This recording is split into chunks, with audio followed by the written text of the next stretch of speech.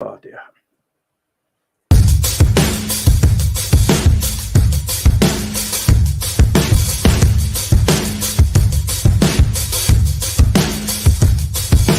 I wait for someone to save. I wanna tell you something new. You drove us both into a wall. I drive away into the night, and I contemplate for a while.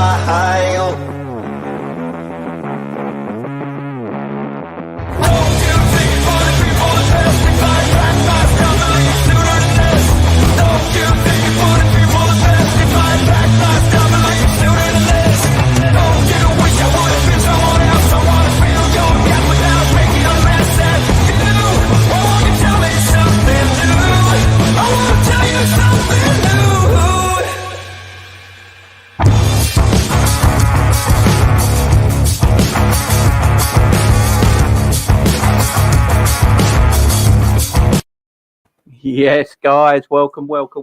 Lateness is greatness, as they say, and yeah, we're fucking late. Big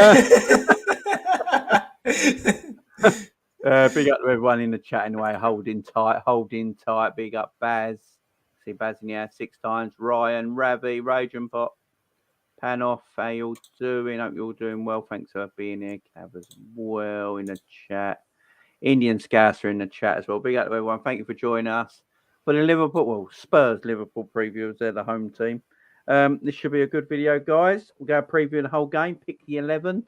And G will be joining us as well. He'll be joining us shortly as well to give us his views on everything as well. Firstly, Cav, how you doing, my friend? Yeah, I was doing great up until the technical difficulties at 6 o'clock. So everybody in the chat, you can blame me for having to wait. I had no sound. I had no mic. I had no sound, and I had to restart the laptop and everything, and nothing was working at the worst time. So you get my apologies. But other than that, I'm doing great. Yeah, excellent. Yeah. Oh, guys, thank you very much, Ravi. Yes, so I hope everyone's doing good. Yes, this is your Spurs preview. But before we talk about the Spurs game, I haven't spoke to Cav yet about the Ajax game because he was on Grizz's show. How did that go, Cav? Good? Yeah, great show with Grizz. We had a really good show. Napoli, yeah, wow. We spoke about the game, didn't we, beforehand? And I was a bit like, I'm not too sure what to make of it. It's a dead rubber. I don't think we'll win by 4 goals to top the group. But at the same time, you don't want to get embarrassed and, keep getting these losses because you don't want to, no matter what the what's on the line, you don't want these losses in the club continuously because it starts to become the norm or works towards that. So I was a bit conflicted as to the sort of team I wanted to put out and the type of performance I was expecting. Even if we played well, it's like, what does it really prove? Because we know we can play well against top teams on our day. So I was a bit funny emotions going into it, but actually having, watched the game, I was really quite pleased. I was quite upbeat, actually. I've seen some really, really good stuff from us. I thought Napoli were really good as well, in fairness. And not just the win, but just that. I just thought performances were really good. It just seemed a lot better. So, yeah, it kind of, I went into the game and say not sure what to think and left it feeling quite good, feeling quite positive. So I think it was a brilliant game. Definitely. Big up, Adrian Barnes. How are you doing, my friend? Thank you for the super chat. I appreciate it. Big yourself up. Everyone knows Bayesian Barnes from Coppish. Great fella, great man. Big up to you, my man. Thank you very much. Blessings, Jamie. Thank you very much, my friend. Yeah, so we did the preview, if I remember rightly, because I can't remember yesterday.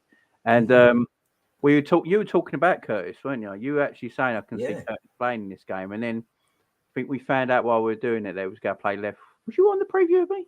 I can't remember. I was, yeah. And we got your missus reckons she had the lineup. Yeah. My wife texted me halfway through the video and went, Jamie, you seen the lineup? I was like, it ain't even out yet. How are you doing this? Yeah. But it was released early, the lineup, wasn't it? It was not officially, it was officially released on time, but you go on Twitter and people were putting the lineup pretty bang on, weren't they? Yeah. Including my wife. which I don't including know your wife. which I don't know how. And she got it all right as well. But Curtis left wing. Curtis playing left wing. Now, you were saying you could see Curtis playing some part of this game. We thought maybe in the midfield three. But he actually played he played on the left wing of that front three with Bobby and Salah. How do you think he did? What was you and Grizz and the guys saying about his performance as well? Yeah, no, we were all really pleased and quite impressed in his performance. He started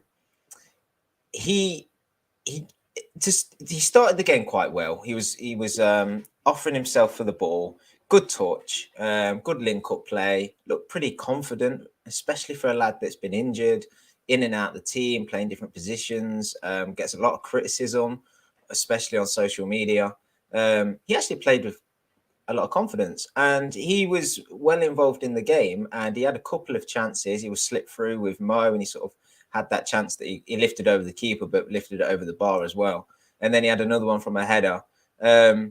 He did everything well, apart from be clinical in front of goal. He's not, if that's going to be his position or where he wants to play as a left winger or left forward, he'll do everything well, and he'll be really nice and easy on the eye, but I don't think he's quite got the goal threat in either goals or assists. So I was pleased with everything bar the finishing touches, really. But I mean, I'm pleased for him because he seems like a nice lad. He's a local lad. Like, he's still young, and he's never really had that breakout season. So I was, we all just kind of agreed that we're not expecting big things from Curtis, but there's nothing wrong with him just being a good player that sort of adds to the squad. And if he's throwing up performances like that, then yeah, happy days. It clearly shows, having beat Napoli with him in the side, that there is a role for him to play in this club.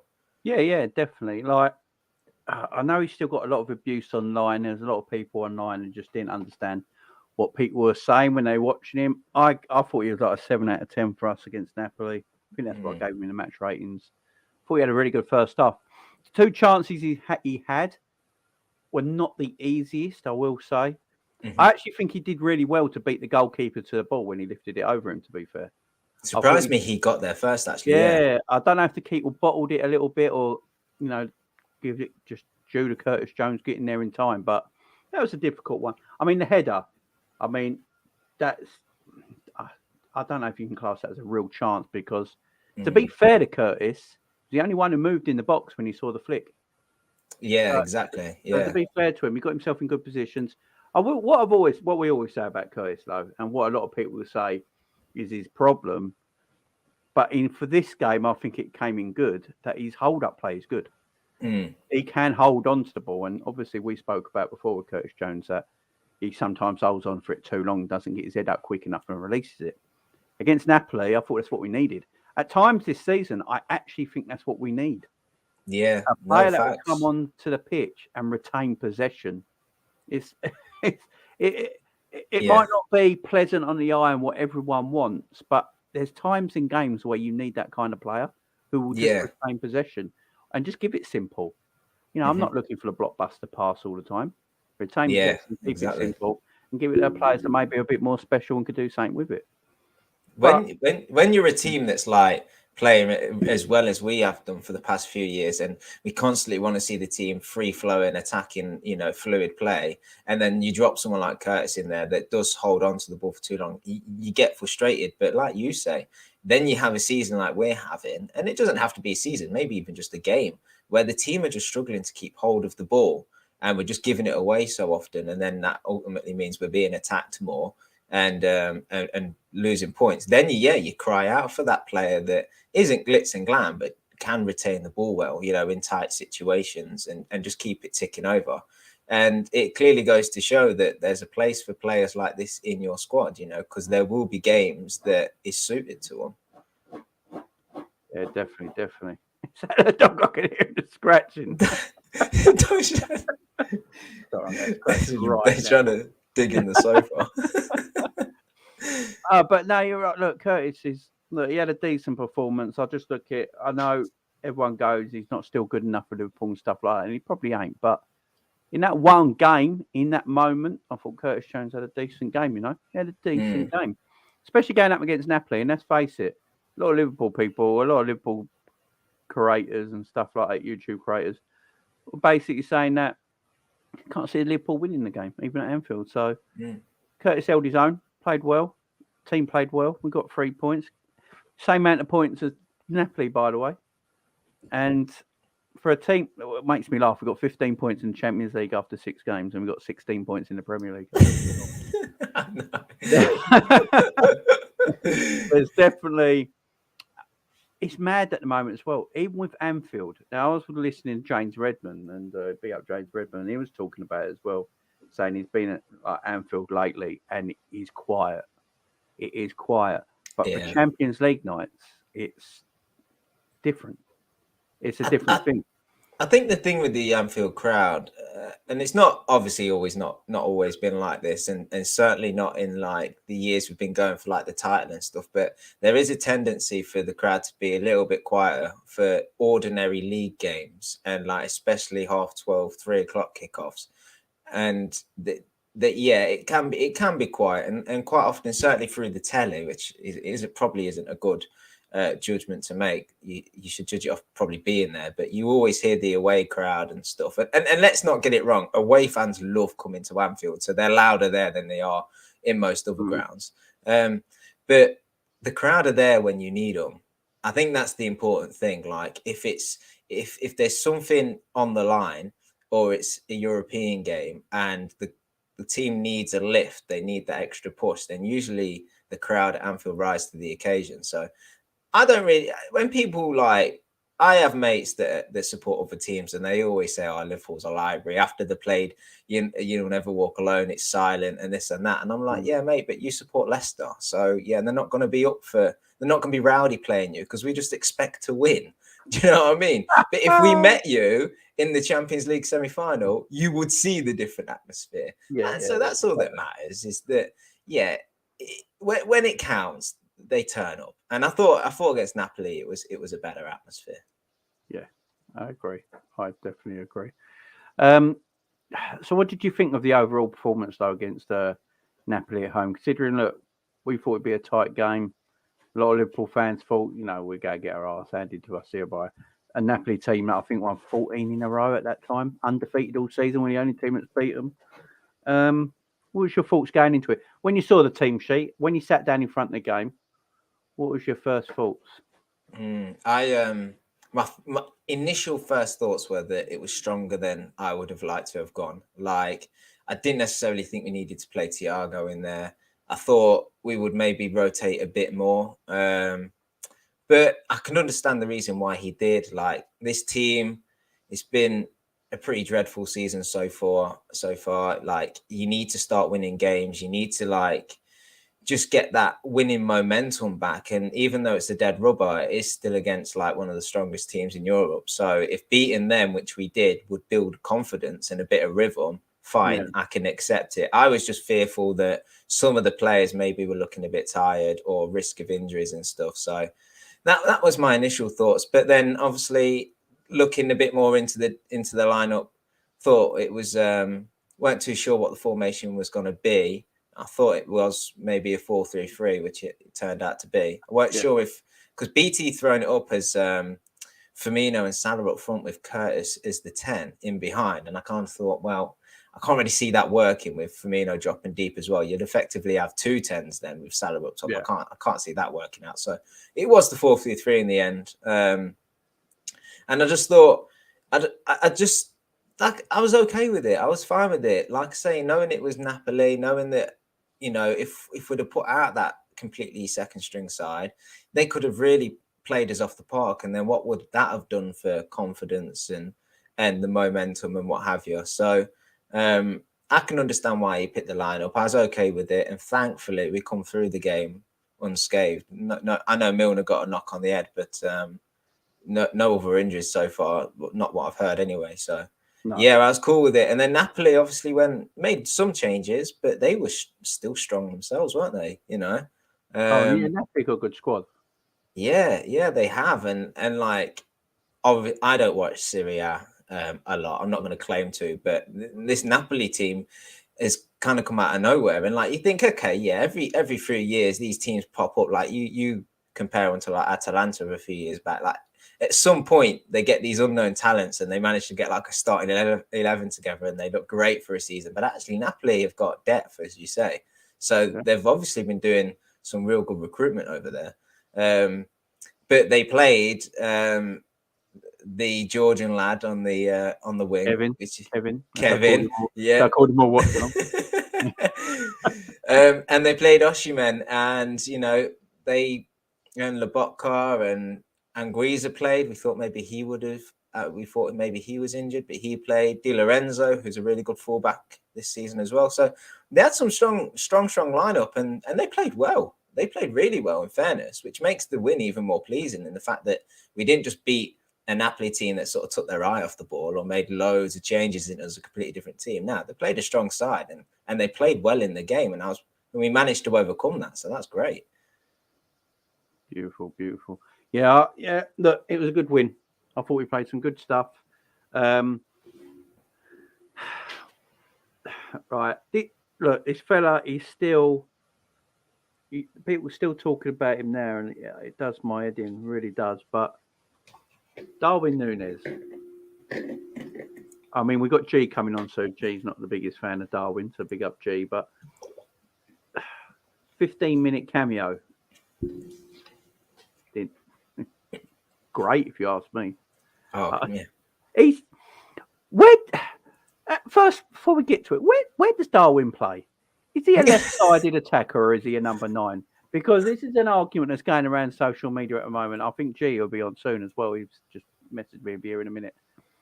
He's been saying he's not sure where he plays because if you look at his heat map, he drifts to the left quite a lot. And then if you look at his stats, a lot of his stuff comes from that left-hand side. If Uruguay plays on the left with Suarez through the middle. When he came on as a sub against Napoli in the last 15 minutes, he takes up a lot of positions on that left-hand side, don't he? It looks really threatening. You know, he's got that power and pace. So where do you think he plays? Or is he just a forward? Is he just a forward that can play left and central? He's just the creator of chaos, isn't he? Like, for me, he's a centre forward because Diaz is our first choice left winger. And if Jota plays, well, Jota would be a centre forward as well. I mean, it'd be nice to have all these options available, wouldn't it? But I think he plays centre forward. It's just at the minute, with the injuries to Diaz and Jota, he might have to play out on that left if we go with a 4-3-3. But even if the guys are available and that's his preferred, you know, position on the pitch in terms of where he starts and then runs centrally on occasions. And I'm all right with that, so long as the likes of Diaz learn where they need to be when he's drifted out to the left. So, you know, if we're building up from the back, I expect him to be as a centre forward. But if we're playing on the counter and he drifts out left or whatever, I want Diaz to then push centrally and stuff. So as long as that dynamic works, I'm totally fine with wherever he decides to go. But the good thing about his cameo was, well, not cameo. How long did he play? 15, 20 minutes? Something like that. If you'd have asked me 3 or 4 games ago saying he can play on the left, I'd be like, absolutely not, because this guy's touch isn't the best. He doesn't really know what he's going to do with the ball when he's got it. He's not particularly good at passing. And so, no, definitely can't play out there. But then in the recent games, his control's got a lot better. His decision-making's got a lot better. He's linking up with his teammates around him better. And what he did in that, when he come on, there was that one moment in the game where he stood the defender up and just knocked it by him, and he was gone. Like, you were never catching him. And then he done well to pick his head up and actually try to pick out Salah. And it was a brilliant pass. Yeah, it was. It was a brilliant pass. It was just a shame that the defender got there first. You know, that can happen. So then I'm seeing them kind of moments and thinking, okay, yeah, maybe this guy can do a job on the left. But I think like when we look ahead to sort of the second half of the season and maybe next season, I think his set position will be as the 9, as the centre forward, but it will be game by game. You know, if Diaz needs a rest, which looks unlikely because the guy's got an absolute engine on him, then maybe you play him on the left. If there's a game where we're coming up against a low block, you probably won't put him on the left. You'd make sure he's still in that box as a target man. So I think it will vary throughout the season. But the nice thing is that we're having this conversation and that he's not just an out and out centre forward with no adaptability in his game. You know, we've got options. You know. Yeah. Oh yeah. I love him. I can't lie. We spoke about this yesterday. This was hilarious. Nunez, 17 minutes. Played one assist, 1 goal, 1 yellow, 1 punch, 1 knee in the gut, 1 uppercut. Purist. Did you see it? Did you see it? We're in the corner. Big up, G. How you doing, my man? I am all good, my guys. How are you guys doing? Yeah, we're doing hey, well. G. We're doing well. We're just saying about Nunez, the agent. I know. My ears were ringing. It used to be a thing now. the agent of chaos. We're just saying that. Well, I know you got mixed feelings about him, and that's fair enough. But we're just saying that 17-minute cameo by him was against Napoli was very good. And I was bringing up something that I saw you put up on Twitter about, and we were speaking about yesterday, weren't we, on Twitter, about his position. Where does he play? Like, is he a 9? Is he a left? Because he is very good coming off that left-hand side. You know, he looks dangerous out there. Or is he just a number 9? And I think Cav was saying, you're saying, Cav, he's a 9 that can drift out there, basically. I think a lot of the chat are saying he's a 9. I'm not sure. Like I said to G in the Twitter, I said, for me, it's just a tacker that can play in 2 sort of positions at this moment in time. I like Darwin. I just think he's a bit of a nutter. I mean, he might have to calm down a little bit because I think he got away with it a little bit at that corner when they were tussling because he did knee the guy in the gut and then uppercut him. WWE would have absolutely left him. He is a bit of a nutter. Do you want to take that out of his game too much, though? That's the problem, mate. No, you don't. Really. You want that aggression, don't you? I like the guy. I can't not help but love him. You listen to the Anfield crowd as well. They've definitely got the back. He's definitely got their backing. You can hear it. I love the guy. His numbers at the moment are quite good. I think Jamie Carragher was saying it. He's saying his numbers are actually silly because if you look at the minutes he's played compared to his goals, they're actually really good. And he's on course to score 20 goals this season, which if he does, his debut season in all competitions, I'm going to be happy about that. But my thing with Darwin right now is if Diaz and Jota were fit, I think Darwin would be an impact sub this season, learning the way that we want to play under Klopp. You know how Klopp likes to bring in players a little slowly. He doesn't like to throw them straight in unless you're Mo Salah and Sadio Mane, who just, went for it from the start. Other than them two, I think everyone he's ever bought has always come in slowly, ain't they? And I think he's trying that with Darwin, to be fair. And I know people will say 65 million in, you can't have him as impact sub for 65 million. But if you look at it, we let Minamino and Origi go. So we haven't got an impact sub. So you bring him in for an impact substitution, you let him learn the game, let him learn the way Klopp wants to play, the Premier League and all that sort of stuff. Coming on 20 minutes, half hour in games, playing the odd game and giving someone a rest. And then the following season, you look for him, right, you're now going to be my starter. Bobby's going to go. You're taking that spot. Jota and Diaz are going to fight over on the left-hand side. And then we've got Salah on the right.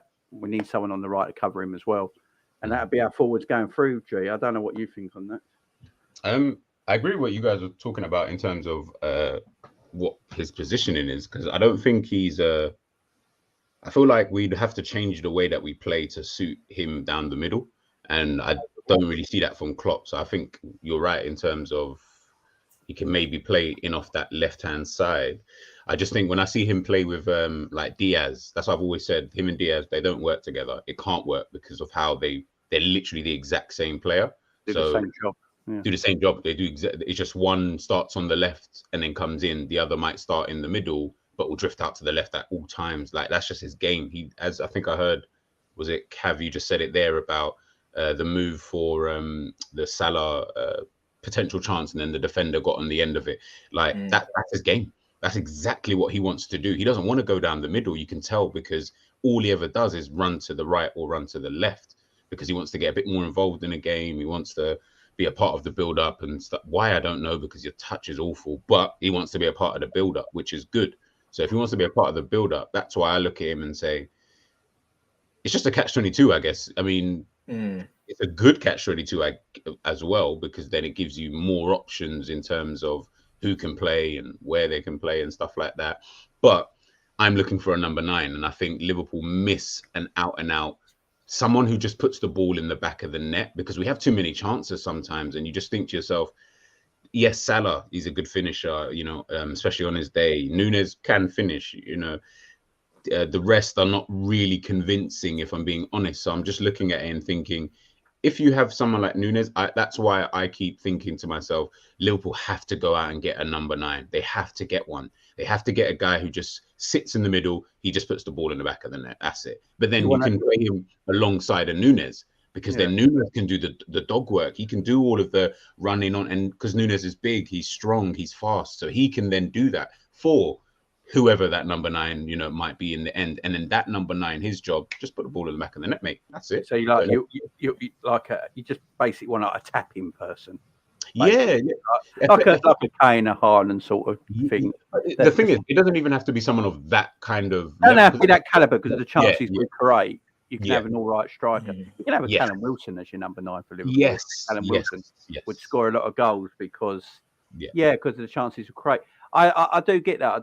I think when you look at all, too many forward players, too many guys. Yeah. They're all the same. Many, I think they're all the same. If you look at them really on paper, Salah, Darwin Nunez, Jota, and Luis Diaz, they're all pretty much the same sort of forward. In a way. I think Jota might be the only exception. It might be a little bit. Jota's like a bit more. He can be a bit of a fox in the box kind of thing, can't he? He's got quite good instincts as a Jota in the box. But if you look at them all, they can all do the same thing. I think what Diaz has got above the others though is like he is a bit more physical in the box. I know Jota's good. Like we've seen him score plenty of goals with his head.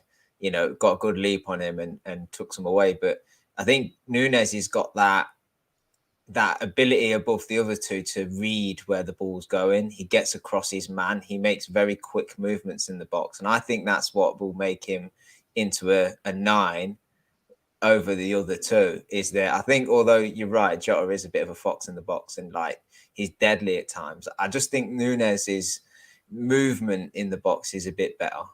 Seeing it for the goals that he's already scored. The West Ham goal was brilliant where the ball comes in from deep and he's already on the move and he's tucking it into the other corner.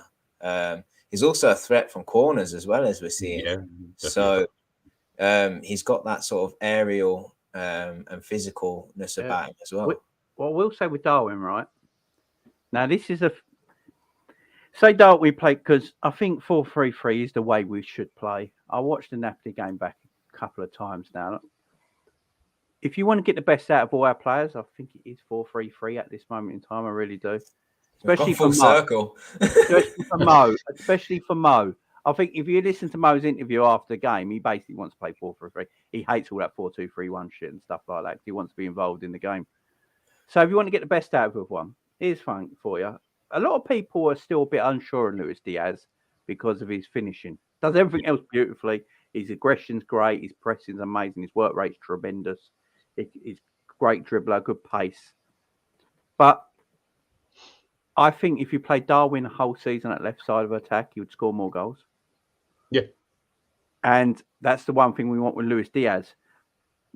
But the thing is, it's good squad depth. We got to admit that. Going forward, around there, your Jotas, your Darwins, your Diaz's, your Salahs, it's good squad depth. We just need, I think if we just had one more in the summer, I think we've got a forward line that can go on for quite a few years. And I think what we've got, Jamie, though, is like, when we had Bobby in the 9 and he was like the link man, it was so clear to see like what the forward line would do and how it would connect. Whereas with this forward line, we're not quite sure how these players are all going to work together when it's Diaz, Salah, Nunez. If we play with the 4 Jotas on the pitch, you're like, how does that work? Because who's the link man? Who makes some of them make the same runs, some of them, but they all drop deep to receive the ball. Like, how is that going to work? But what I would say is, if it works, it can be devastating, because I do tend to agree with you slightly on G, on the Diaz Nunez point that they probably won't work together because they're so similar, and they'll both look to sort of exploit that left-hand side bit. But if they do work and they do read each other's game and they link up well, that could be absolutely devastating. It really could. And there's no better man than Klopp to try and make that system work. But the thing with Diaz, is touching on him very quick, the only thing I'd say with him is he's fantastic. I absolutely love the guy. He's the guy that this season we've been like looking to sort of create something for us when we look like doing nothing. He's the guy that gets the game by the scruff of the neck and says, I'm going to make something happen here. I'm going to be the guy that tries to create chaos. And the only, not criticism I have of him, but the only thing with that is I think the team struggle to know what he's going to do. Yeah. So like, where is exciting for us fans? Because like, oh, what's he going to do? We don't know what he's going to do, but it's going to be good because it's attacking. I think the team around him's like, I don't know what this guy's going to do. Like, if it's Robertson at left back, you don't know whether to overlap, whether to stay, short and try to receive a pass. In like, the forwards won't know what to do. If he's going to cut in, do I make a run and take the defender away? Do I try to come deep and link up with him? Because he's so unpredictable. And I think there's a bit of work we need to do on when he comes back to try and make him fit into the team as opposed to just playing off the cuff all the time, because playing off the cuff is brilliant. And like when you're snatching goals for us, it's great. But I'd rather be a team that's well developed together and is actually a system and everybody recognizes each other's game. I think we've got all the tools there to do it. It's a matter of time, I think. It all depends, really. I think what's going to happen. By the way, I agree with everything you said there, Cav, in regards to Diaz, because I think the same with him in terms of you don't know what he's going to do. And I don't think Robbo, when he's there, it doesn't always look comfortable because Robbo's so used to how Mane, but then again, that took years of a relationship. So it might just take some time to kind of understand that. But it just depends. Like, I hear what Jamie's saying as well in terms of the 4-3-3, but this team cannot play it. This current team cannot play 4-3-3. It just doesn't work. So then you'd have to then go out and buy an entire new midfield effectively to be able to play that. So if that can happen, perfect. Then go back to 4-3-3 and do whatever it is that you want to do. But it just depends. Honestly, it really there could be 101 systems that we could actually play. It just depends on what he does January and then obviously in the summer, because I look at like 4-4-2, and I was looking at I cannot pronounce his name, so I'm just going to call him Kvaradona because everyone else seems to call him that. But I looked Kevin. Yeah, perfect. Thank you, Kevin. I looked at someone like him, and I say to myself, that is the type of winger that you need in the team. That someone who technical, but there's just a tad bit more of a purpose with him. I feel with Diaz, his best football this season has come when Liverpool have been losing or behind. Yeah, it's actually come. Yeah, most of the games have come when we've been behind in games. If you watch it back, I don't think there's been one game he's had this season. We haven't won a lot, to be fair, but I don't think there's been one game this season that we've won and he was actually good. It's always been Nunez or a Salah, Bobby. You're not going to find many games that he was good in that we won. It's always in the games that we're losing, but it's because of what Cav said. He's one of those players that you don't know what he's going to do. And sometimes that can be good in moments when 4-1 down at Napoli, all of a sudden, Diaz just came alive. Like, it was like, he just took it all on himself to just, you know what, forget what the tactics tell me to do. I'm just going to go out and do my thing. You guys catch up if you can. If you can't, I'll wait for you in the box. But that looks good in those kind of moments. So it's going to be tricky with someone like a Diaz. But again, really does depend. Who do we sign? What does Klopp actually want to do? But if he wants to play that 4-3-3, I feel you're going to need an entire new midfielder. Like, you can't have the midfield that we have and try and play 4-3-3. It just doesn't work.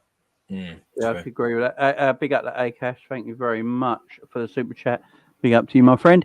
He said, if we sort out our midfield, probably we will see our forwards output increase as Trent will be more involved. Remember, we have always depended on Trent for creativity, and this season he has not contributed at all. It's a good point. It's what I've been saying for ages.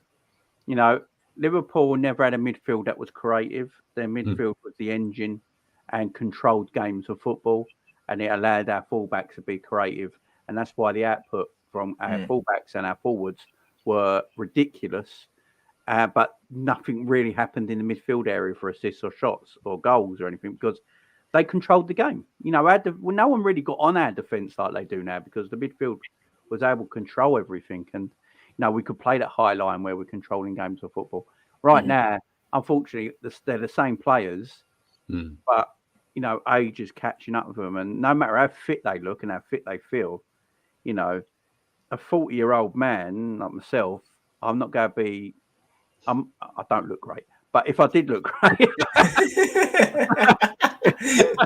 if I did look great, I mean, I look like a melted candle under this top. But if I did look great physically, though, in the inside, I wouldn't be as fit as my 25-year-old alternative. Do you know what I mean? And that's the thing with Liverpool right now, and that's why we're after certain players now. Obviously, today I think it was today or yesterday. The Declan Rice thing broke. I believe I was saying it a while ago, actually, that Liverpool. I had a source that told me Liverpool were looking for Declan Rice as an alternative to come in next summer. Declan Rice is very much, if you watch his games, what he does for West Ham, he's very much what Klopp wants in a midfielder. You know, that all action, can play box to box, can defend, can attack. He is that sort of midfielder that Jurgen Klopp wants. The problem is what West Ham go ask for him. That's the issue. But you know, West Ham it might be hard for West Ham to keep Declan Rice. He's got a year left on his contract, only at the end of the season. Not signing a new one. They go want money for him, but not the money they really want for him. So it's either they sell him for a reasonable price or he goes for free in the summer.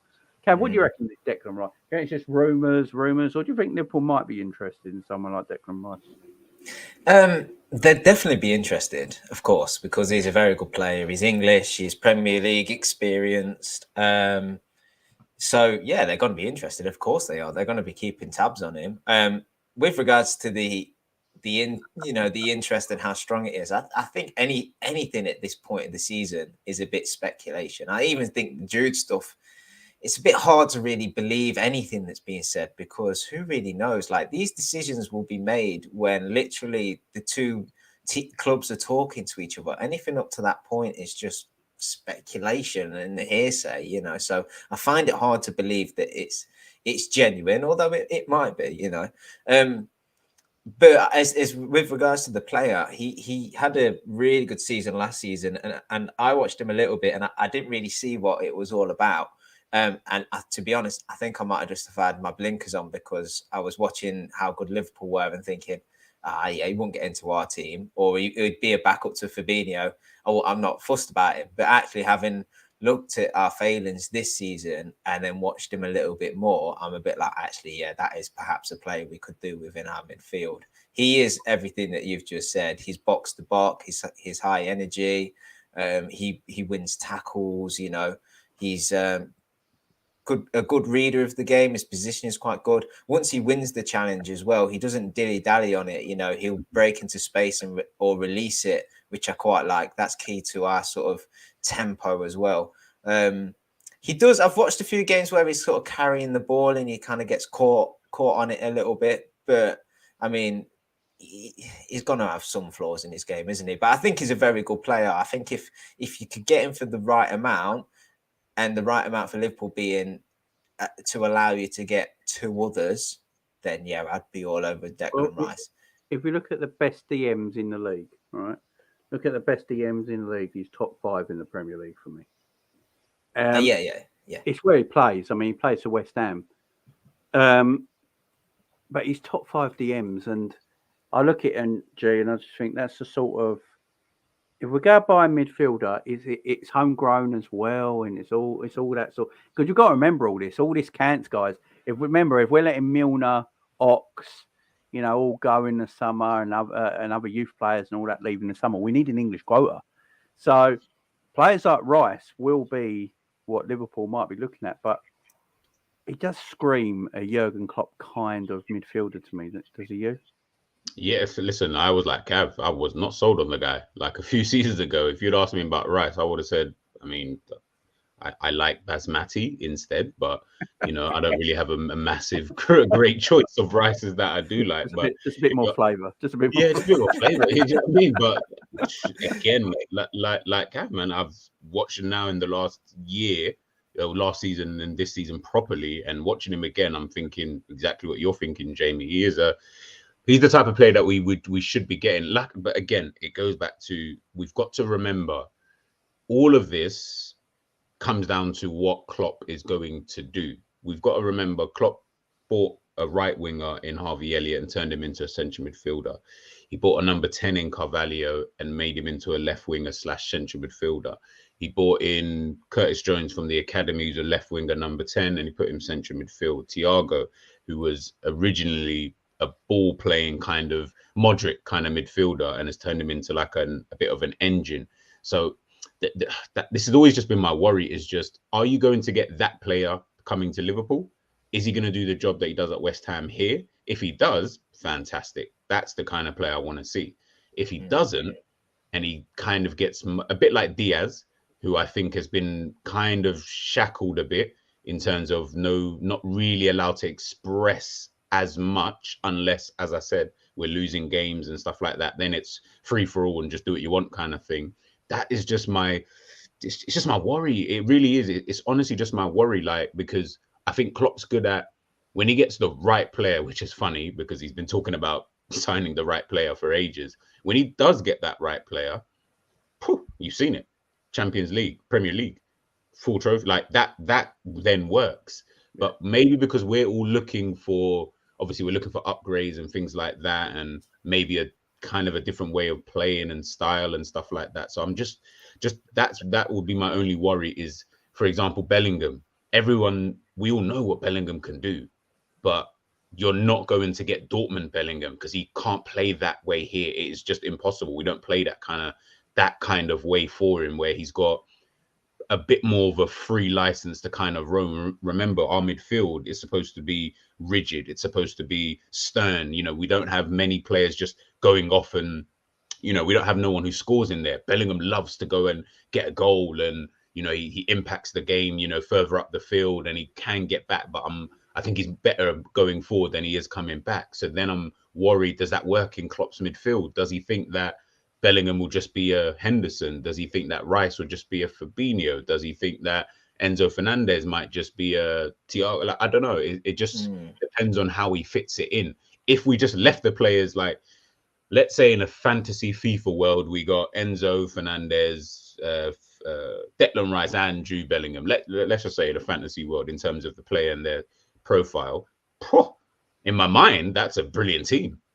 I would know exactly what to do, and I would play it that way. I'd have Enzo in the DM and Rice and Bellingham literally just in front, and those two can kind of do their thing.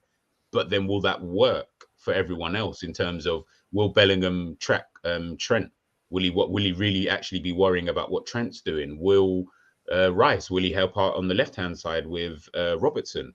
You know, it just depends, honestly. Like, it really, that's why I think, I don't know which one of you said it the other day, we're going to probably go in for a player that we're not thinking of, that's not really on our minds at this current moment in time. And then you're going to be like, why the hell did you sign this guy?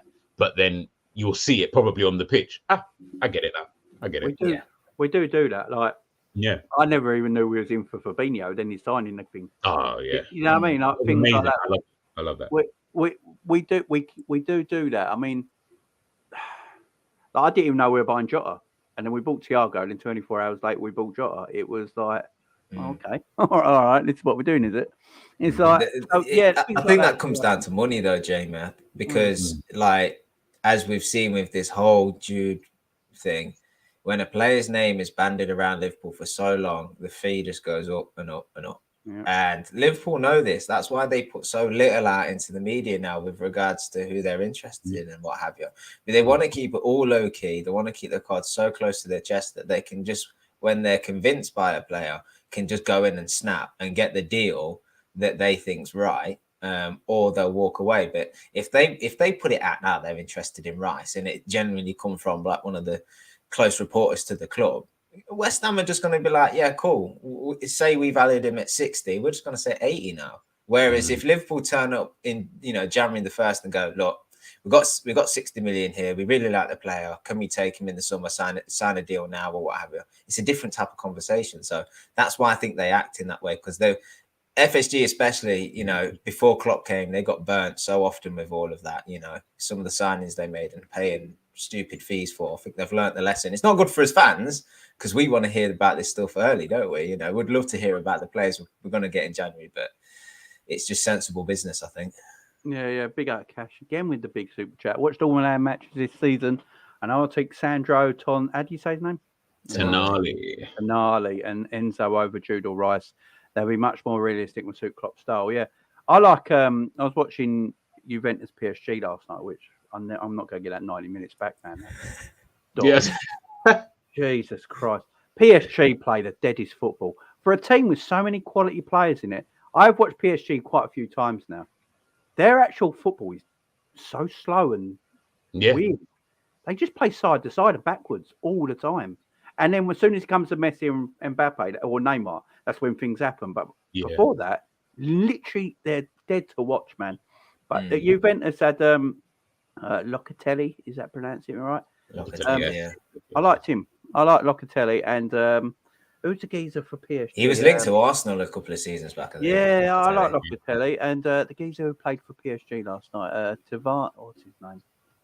They're playing in midfield 3. He shone for me, not Verratti.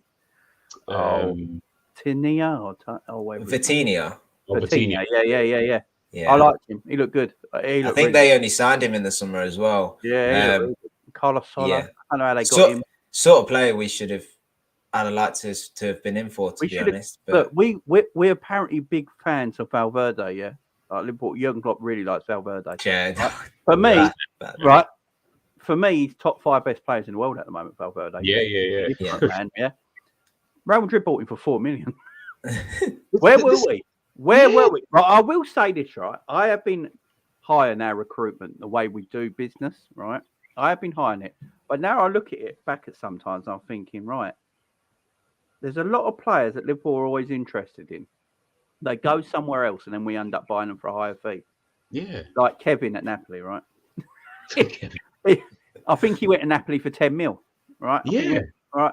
And Liverpool are very interested in him because he's had 2 good games against us, so we know what happens.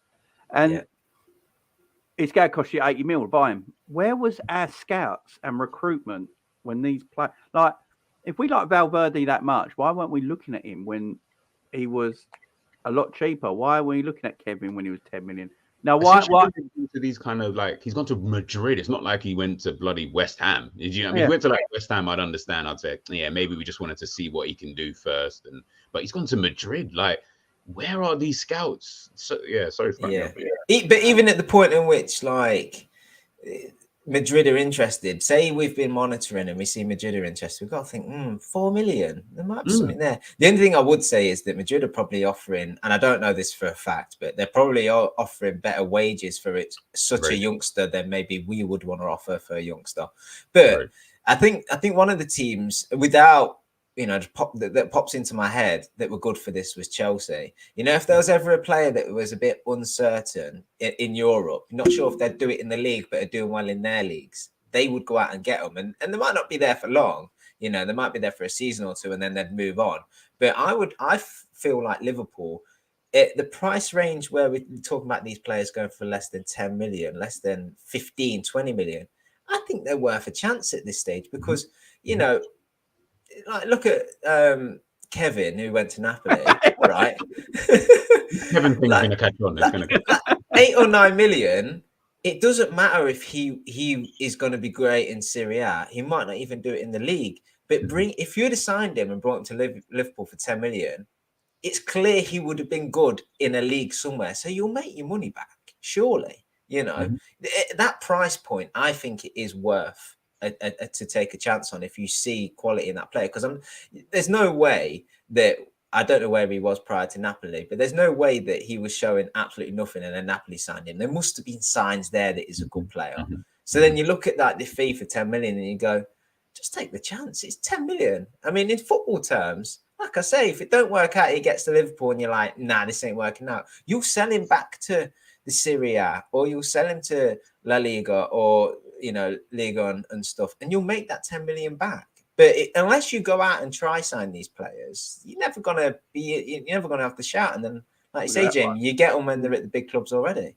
Yeah, we have done it a little bit with Elliott and Carvalho. Don't get me wrong, but yeah. I'm glad they're so close to home, though, aren't they? I'm glad we are getting some young talents in before other teams get them, because I do think Elliott and Carvalho do have very bright futures. Munich or Musiala for 200. I mean, it's just he was always going to go Bayern, though. To be fair, yeah. Some players. The thing with a lot of European scouting, like the Munichs and Madrids and teams like that, a lot of them have already put an investment in a lot of players, like when they were 14 years old. Yeah, and eventually will go to them clubs when they turn pro for very small fees, because things are already done years and years beforehand. And that's why I've never heard of Kevin. And then he's at Napoli, and I heard he was 10 million. So, these players it's already done behind the scenes years before, and then they move, especially around Europe, which is a lot easier to do a lot of these transfers around Europe, because it's easier to get around, if that makes sense. A lot like Switzerland and France and Germany, it's all so close together, and like it's easier to scout, where we're just this island off somewhere.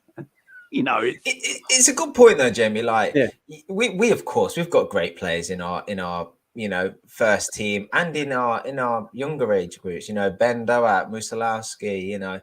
You've got Carvalho, Elliott. You got good players in there, real young good players. But when you look at the likes of Ajax and Benfica and stuff, and they're producing these talents, that they're getting from like South America and stuff, and they're signing them for like less than $1 million, and they're turning out to be real good players. You're like, well, how can a club as big as Liverpool not be in that same market and in that same pool for these players? Like, how are we and our scouting department being bettered by? I know Ajax are a big club, don't get me wrong, that's their whole setup, but we're not Burnley. Do you know what I mean? Like, we're Liverpool, we're one of the biggest clubs in the world. We have scouts that travel the entire world, probably some of the best paid. I don't know that for sure. We should have the experts in their fields and in these South American. Why haven't we got a South American expert in South America? We need feeder clubs. We haven't got a feeder club. Possibly. Yeah, that's what we need. We need feeder clubs. We used to have one in Auxerre. Do you remember? Back in the day. Jesus Christ, Auxerre. There was our feeder club for a while, and then when we was really shit, it was Crew. But not quite as luxurious. Why we're here now. But yeah, we had Auxerre as our feeder club with Gerard Houllier, because Gerard Houllier, everyone forgets Gerard Houllier did a lot of things in French football. What you're seeing in French football today, you can go all the way back to Gerard Houllier about. He found a lot of diamonds in France, and he moulded a whole different way of the way French football was going to develop over the years and everything.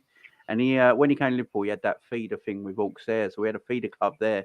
But that was like a terms deal, a contract scenario. What we need is actually sort of like to buy a club in South America, like an actual club that we buy. Like I think Akash said it earlier. Madrid have got a club in Argentina or Brazil somewhere that they sort of part own, that they can get players like Rodrigo and all that stuff. Man City have got it. Look at Man City's owners. They own tiny stakes in clubs all around, and they can Alvarez was a reason, because they got a stake in the club that you played for, so they could be able to scout him for a long time. It's easy for them, and they brought him in. That's what Liverpool need to do, man. They need to put stakes in some of these clubs and feeder clubs around Europe and South America. No, I forgot about it. You just made me laugh in my brain, because that Auxerre, I forgot about that. But I think with like Liverpool as well, like one of someone I used to work with not too long ago, his son plays for Chelsea now at Chelsea's academy as a goalkeeper, and he's a scout himself, and he used to like tell me little bits and bobs, like players to look out for and blah blah blah. But one thing he actually said to me, because he knew I was such a big Liverpool fan, one thing he did say to me was, obviously we live in London here, he always used to say to me, he said, Liverpool don't have that many. He said they have hardly any scouts in London. Now, I'm just talking about London in itself. But he said in London, Manchester City scouts, they've got a lot down here. He said Manchester City, obviously Chelsea, all the London clubs have got all their scouts here. But Man United and Liverpool do not have a lot of scouts that come down here for whatever reason. They prefer to actually have their homegrown players coming from Liverpool or Manchester, as opposed to, not that they don't have anybody, they might have the odd person here and there, but not in comparison to Manchester City. City have got a lot of scouts who come down to London to see all the, because London's such a big area in England. So you're going to have so many, probably obviously going to have most of the children who are going to make it, they're going to come from London anyway. So we're almost missing out a market here. So if we're doing that here, I can only imagine what it must be like Brazil, in another country kind of thing, because we're not really putting ourselves, I feel like, you know, kind of out there. But maybe a feeder club might work. And do you think that's because, though, you know, if Liverpool are going for a player, say Jadon Sancho when he was, you know, really young, and you've got all the London clubs as well there as well, the London clubs can just offer him a player contract and he can probably stay at home where he is, if not just commute. Whereas with Liverpool, you got to relocate the whole family, and suddenly then the fee for that player is much, much more. So maybe they just choose to walk away, because unless they find a talent that no one else in London is looking at, which is not going to happen, then they're going to get into a bidding war and ultimately lose for these youngsters. So maybe that's the reason why. But in the, I mean, I'm obviously from Leicester, and Leicester over the years have had real good scouting as well. In recently, it's been from like players from like League Two, when you look at like Mahrez and stuff, and that's crazy. But they've in recent years done well because they just poach all the talent around here, whether it be from Birmingham, Coventry, Nottingham. You know, any young players coming through them clubs, they just get poached by the Leicester academies. And obviously, Leicester have got, they're a bigger club than those, better history. Maybe not against Forest, but I'll leave that for them to argue. But the facilities are good. You know, got brand new training ground. Leicester, I think this is true. They train with the first teamers train in the same complex as the younger age groups as well. So, you know, if you're a lad from Coventry that's coming up and Leicester coming off of your contract, it's not too far to relocate. You've got better training facilities. You're in and around Premier League stars. You'd go, wouldn't you? Whereas if you're a lad from Croydon and Chelsea come calling or Liverpool come calling, the contract's the same, but you've got to move up to Liverpool.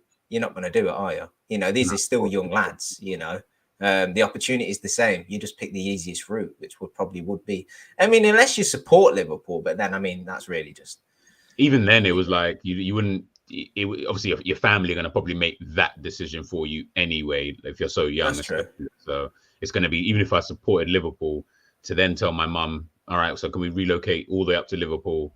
You know, being in London, your life's in London, we work in London, you're going to have to find work up there potentially. Like, you're right, man. It probably is a bit too much for these some of these families to then say, you know, if my child isn't going to make it, I don't really want to have to relocate my whole life for about 5 years. The club needs to look after you, don't they?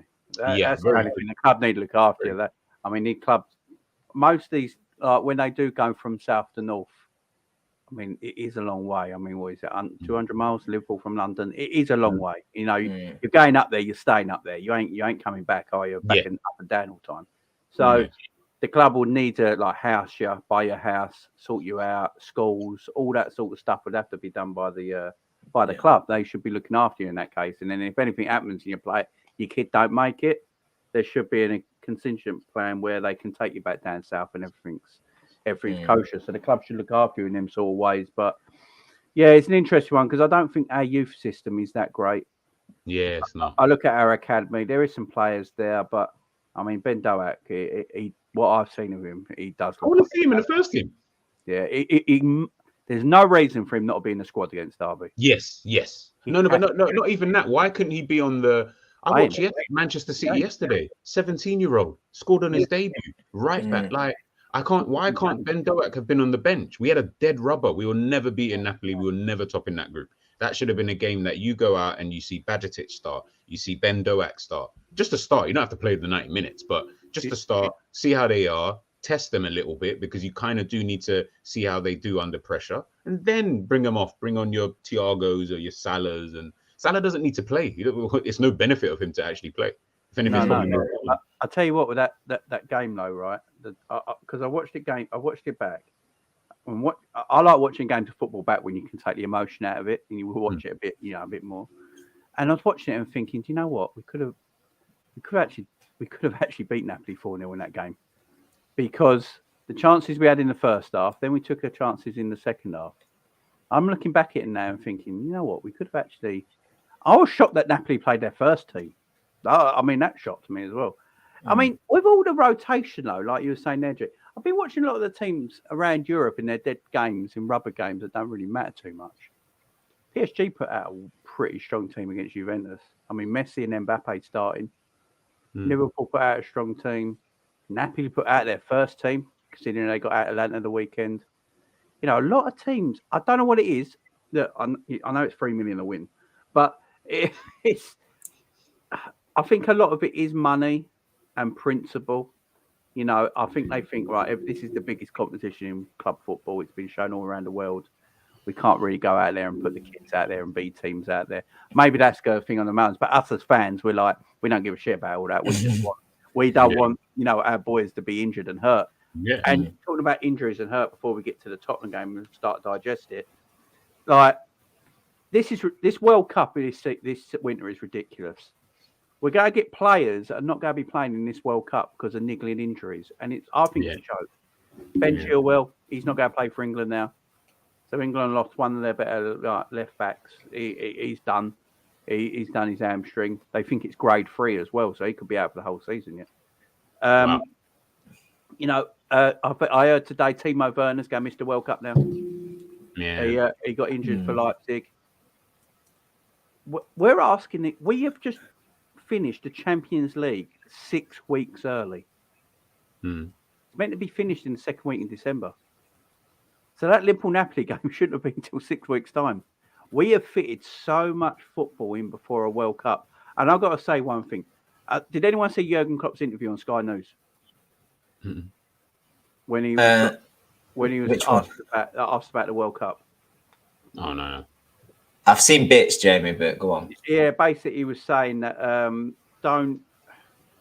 he's basically saying, like, because players apparently want to protest at the World Cup. So Harry Kane wants to wear the LGBTQ armband and stuff like that, and they want to protest and all that. And Klopp's saying it shouldn't be up to the players.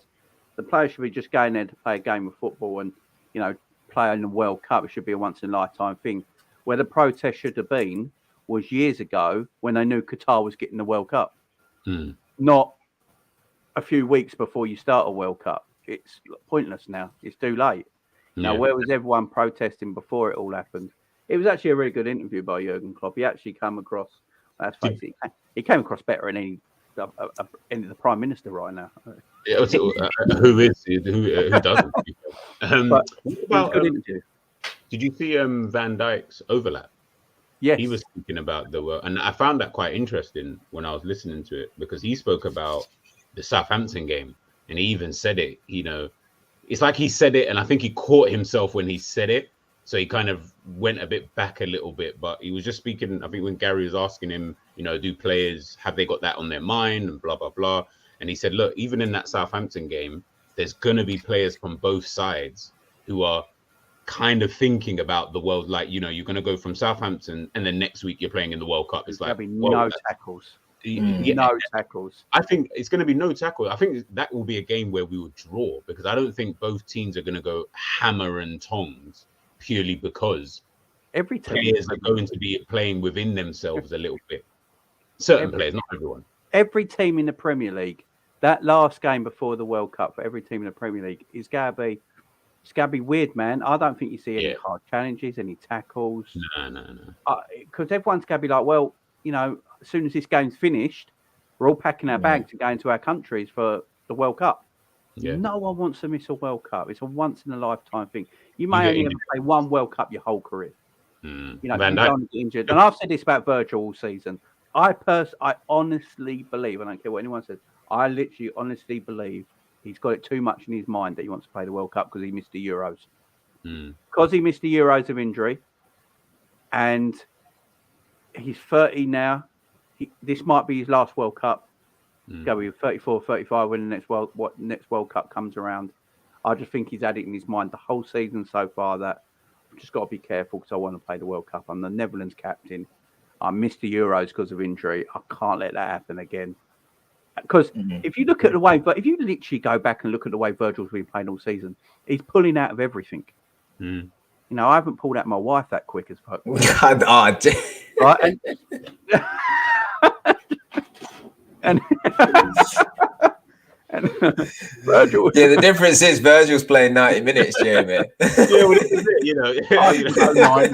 I can go 90 minutes. Don't you He worry did 90 seconds. Oh, Jesus. But no, like, you can tell he's pulling out of tackles. And, you know, even when, you know, he's jumping in the air, you can tell he's just not giving it as much as he wants to.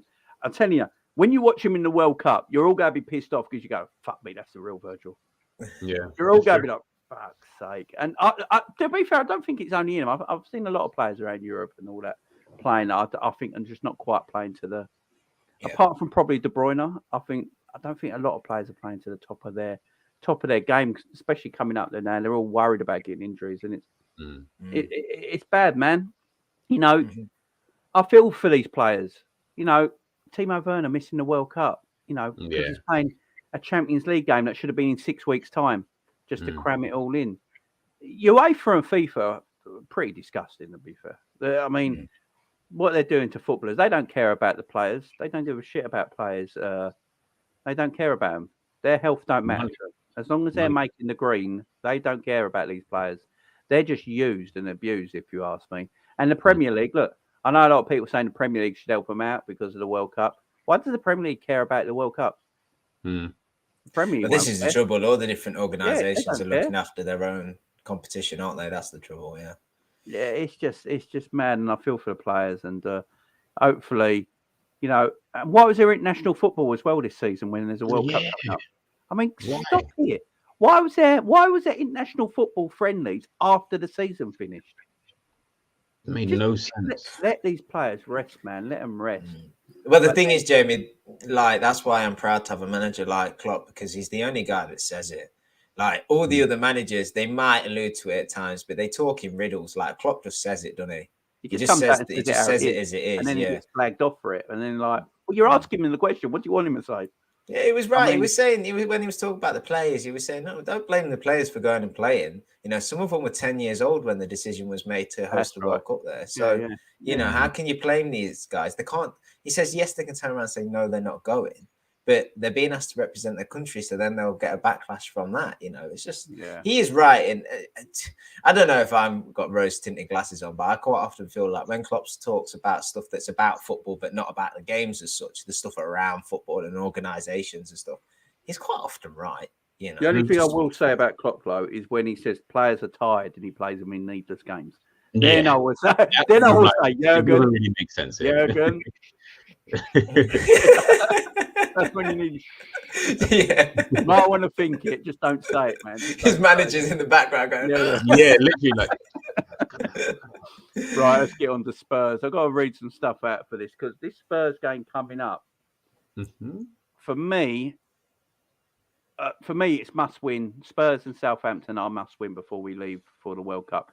I feel if we do beat Spurs and Southampton, we will get fourth at the end of the season. If we don't beat them, we won't. We'll be too far behind because Arsenal are playing Chelsea this weekend. So there's a lot on it all, and with this Tottenham team. So let me read you out a bit from Tottenham. So some will be unavailable for Tottenham when Liverpool face Antonio Conte's side on Sunday, adding to the growing list of injury concerns. The South Korean was forced off with a nasty-looking head injury in the first half of Tottenham's Champions League game. And on Wednesday evening, it was confirmed that Son had suffered a fracture around his left eye and would now undergo surgery for a period of rehab. No timescale was placed on his return, but Liverpool visit to North London will surely come too soon for the forward. We confirm that Son will undergo surgery to stabilise a fracture around his left eye. Yeah. I don't think they need to put will come too soon on the Liverpool game Sunday when he's having surgery to sort of fracture. I think they can just say definitely won't be available. The South Korea international suffered the injury during the first half of the Tuesday Champions League game against Marseille. Following surgery, Son will commenced rehab with the medical staff and will shall update supporters on due course. That's what Tottenham are saying. Son isn't the only Tottenham player currently in the treatment room, with fellow attackers Dejan Kuleveski and Richarlison also currently unavailable for selection. Kuleveski is recovering from a thigh injury, and Conte confirming he had suffered a setback in his rehab last month, while Richarlison, also injured his calf against Everton several weeks ago, is currently a race against time to be fit to take part in the World Cup with Brazil. Defender Christian Romero is another doubt, having missed Tuesday's win at Marseille with a thigh problem. There's no excuse for this Liverpool team not to beat Tottenham on Sunday. After saying that, they've got no Romero as their best defender. Bentancur apparently is out as well. There's no Son. There's no Richarlison. There's no Kuleveski. How do we feel now, G? I still think we'll draw. There's nothing really there that kind of told me. But obviously, listen, look, Son, Romero, Bentancur.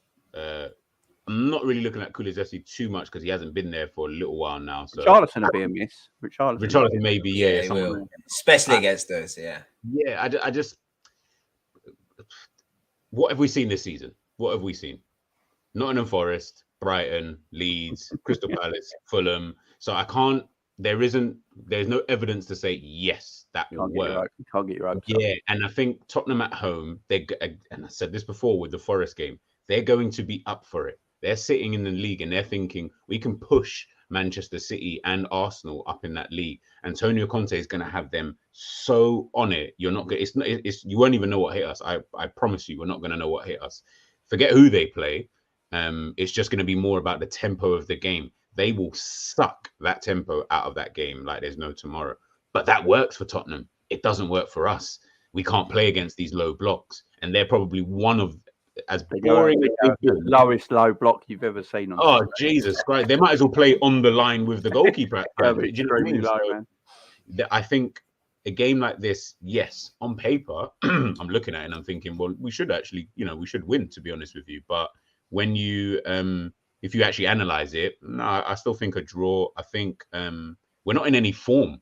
That's another thing. It's not like we're coming into the game on some crazy bounce. We're kind of just coming into the game.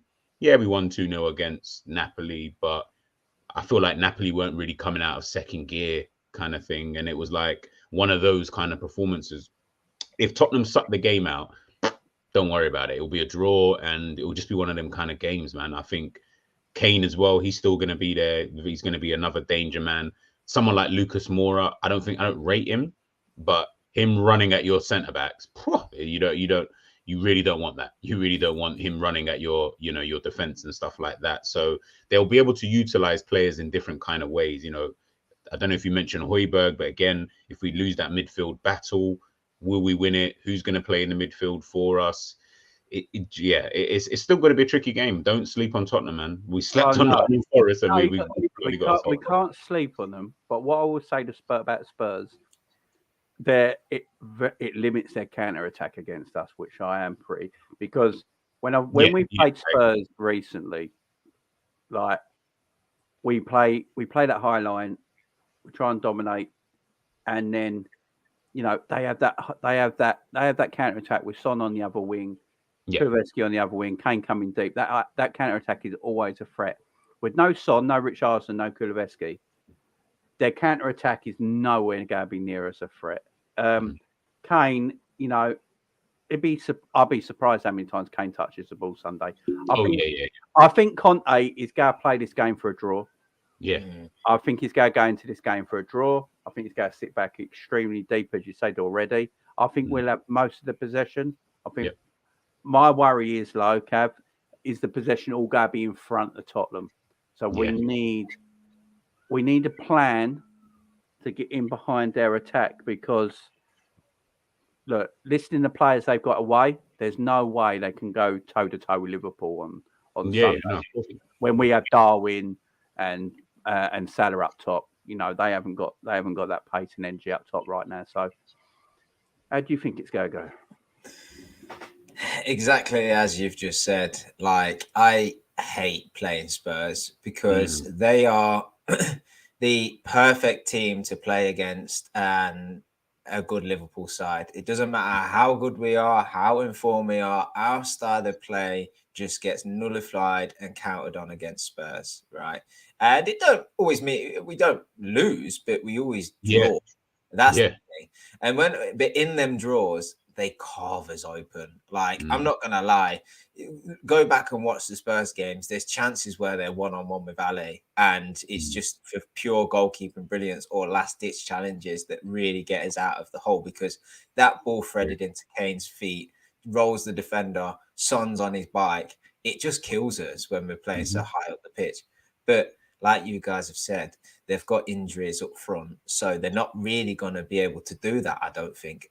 You know, they might play Lucas Moura, but he's not a great player. Like, I don't care if Son plays him, if Kane plays him in like he would with Son of old, it's not the same. Kulevski's not there. Richarlison would have been a threat because he's a fighter and he'd love to get one over at Liverpool. He would try rattle us as much as he can. So they've got losses up top, but at the same time, is that a good thing? Because, like you say, it's Conte.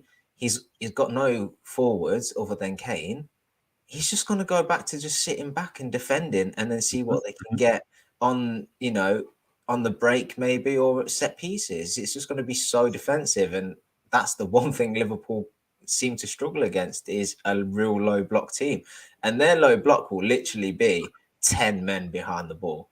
Like, it literally will be. And then you've got, and some of the Spurs fans will tell you that you know, they've not been too happy with Højbjerg so much this season. You know, Bissouma's not getting into the side. Guarantee these guys play and they put on a good performance, because they'll just be up for the occasion, like G said. So we're going to come up against a real stern defense, I'm expecting, and we might struggle to score. But then what I would say is, if we do manage to score, and we do manage to break the deadlock, not even early, say in the first half, then it could be a really good game for us. But I do just worry that we're going to struggle to break them down. So, yeah, the injuries they've got, you think it would help us, but I don't know if it does. I was thinking that while I was just out there. I was just thinking that we'd actually have an easier game with Son, Kulusevski and Kane, or everyone was available for Spurs, because they play more on the front foot, and they'll probably play that counter-attacking game where if Liverpool get the ball back in quick transition, they can really counter on Spurs, and where they leave the gaps and cause them issues. Tottenham are going to be. That's if they're all out. I mean, at the moment they're saying they're saying that they're out at this moment in time. That's what I'm reading from the Tottenham bit of media there. It'd be interesting to see. It'd be interesting. Look, Tottenham's midfield is also not that great. I said that a while ago on a Spurs channel, and you know, when I look at Spurs' midfield, it's quite similar to Liverpool's in a way. They haven't really got anything creative in that midfield. You know, they go Højbjerg and Bentancur, they're there too. Bissouma's been terrible since he joined. But that's the thing, though, Jamie. I agree with you. I don't think they are great. I don't particularly rate Højbjerg. But when they're given an assignment, and that assignment's just to stay deep, cut off the passing lanes, and snap into challenges, and make sure you press, you know, in their edge of their own 18-yard box. That is what they're good at. So then it's suddenly you're right in saying they're not very good midfielders, but they're good given that assignment, and that's the trouble for us. One thing we got to remember as well, both teams are absolutely, Liverpool more so, are poor first half teams. Liverpool are one of the worst teams in the Premier League in the first half of games. Tottenham are a second half team, though. You know, they've proved it a lot this season. In that second half, they just don't know what it is. They just, a light just switches on, and maybe Conte changes up the emphasis on the game. But like Cav said, if there's one team at their ground that you do not want to face, who's just going to cut off everything you want to do, it's Tottenham. It's probably, they're the worst team at, like, you don't want to face them in these kind of games, because we don't have the midfielder who can break that. Our forward line needs space. If they've got zero space to work with, where does the goal come from? It's not coming from midfield. So then you're really looking at potentially, they're going to know, Conte's going to know, Trent's going to want to play the ball in behind. So guess what we're going to do? Sit deep. Trent can't play that ball now. Now what does he do? He's going to have to find a different way. Darwin Nunez, he kind of needs a bit of space. He doesn't need a lot, but he needs a bit of space. Salah's definitely a person, if he's got no space, he will either be just out of the game completely or, he's just going to be non-existent kind of thing. So this kind of game probably works in Tottenham's favor more than it does in Liverpool's favor. I see someone, Gary Richards, saying it there. Liverpool would have to take their chances, So we'll wait and see. But I don't want to sound negative, but it's just when you look at it, the kind of game that Tottenham are going to play, it doesn't really suit us. So I mean, I just don't see it. I saw Spurs with pretty much a fully fit team play park the bus against Leicester for a first half. Yeah. And then come out in the second half and annihilated them, because Tottenham are a second half team at the moment. Mm-hmm. I just don't. The way Liverpool go play, I think we'll play 4-3-3 against Spurs, and I think we'll go play with a high line. Because and it might, yeah, in games of old, I'd be like, oh, Jesus, no, because the Son and the Kane combo. But in this game, without Son and Kulevski in the forwards, it might be the way to go and just pile on that pressure, because you can play it up to Kane all you like, unless he's got runners. Well, we'll go with Virgil. It's going to be nullified. I think. Look, we'll go pick the team, but I think we'll go with Virgil and Canate at the back, and Kane ain't running past either of them. So it's the fouls, though. Canate and Kane. If anybody bets, and I don't promote betting here at all, if you're looking for a bet on Canate to get a yellow card. He will get it. He will get it 100%. Oh, yeah. Kane will lean into him and do something, and it will just be, that is a problem for me, because Canate is very rash. I like him, and I think he's a good defender. I just think sometimes he's just a bit too eager kind of thing. And I think against someone like a Kane, who's probably the smartest striker in the league, you don't want to do that. You don't want to do you know what I mean? You don't want to put yourself under that kind of pressure so early into the game, because it will just won't really bode well. But that's something that we got to look out for as well. Kane cheating. Yes, I said it. He cheated. He does. Kane is the dirtiest striker in the Premier League. There ain't a doubt about it. No one ever says anything because he's England captain. He can do what he wants. So it's that watching the player go up for the ball and then standing there, so he ends up going over him, and it's not just dirty, it's dangerous. Like it's stupid. He can injure himself. He doesn't realize he could actually injure himself if he does that too many times. If I was a footballer, I'd actually take Harry Kane out. I would just 2-foot him in the face. We don't promote violence on stream, guys. Yeah, I just promoted it. 2-foot him in the face. I'd get sent off for it and love it as well. I can't stand Harry Kane. I just don't like him. He's a great. I'm with you, Jamie. I don't know what it is. He's a great footballer, but I think he's proper arrogant. And I've never seen a man who's done fuck all in the game of football be so arrogant in my life. He's going to be England's top ever goal scorer. Who gives a shit? International. He's scoring against Estonia and Andorra every week. You know what I mean? Don't give me all this shit. Don't give me all this shit. And then London just gave him the freedom of the city, didn't they? Because they were like, what is it this week? They were like, hang on. We can't have Liverpool giving their manager the keys to the city. Fuck that. Right, who can we give it to? Harry Kane. What has Harry Kane done to get the freedom of the city? Literally, what has he done in the game of football? I've said this before. Origi has had more special moments in the game of football than Harry Kane has. Yeah, he has. Yeah, he has. I mean, how many? I can name quite a few special moments from Origi in games of football. How many can you mention of Kane? He did score that last minute against Panama, to be fair. Panama. You see, with before we get to the team, with someone like Kane, there's going to be this debate until he retires, especially if Tottenham never win anything.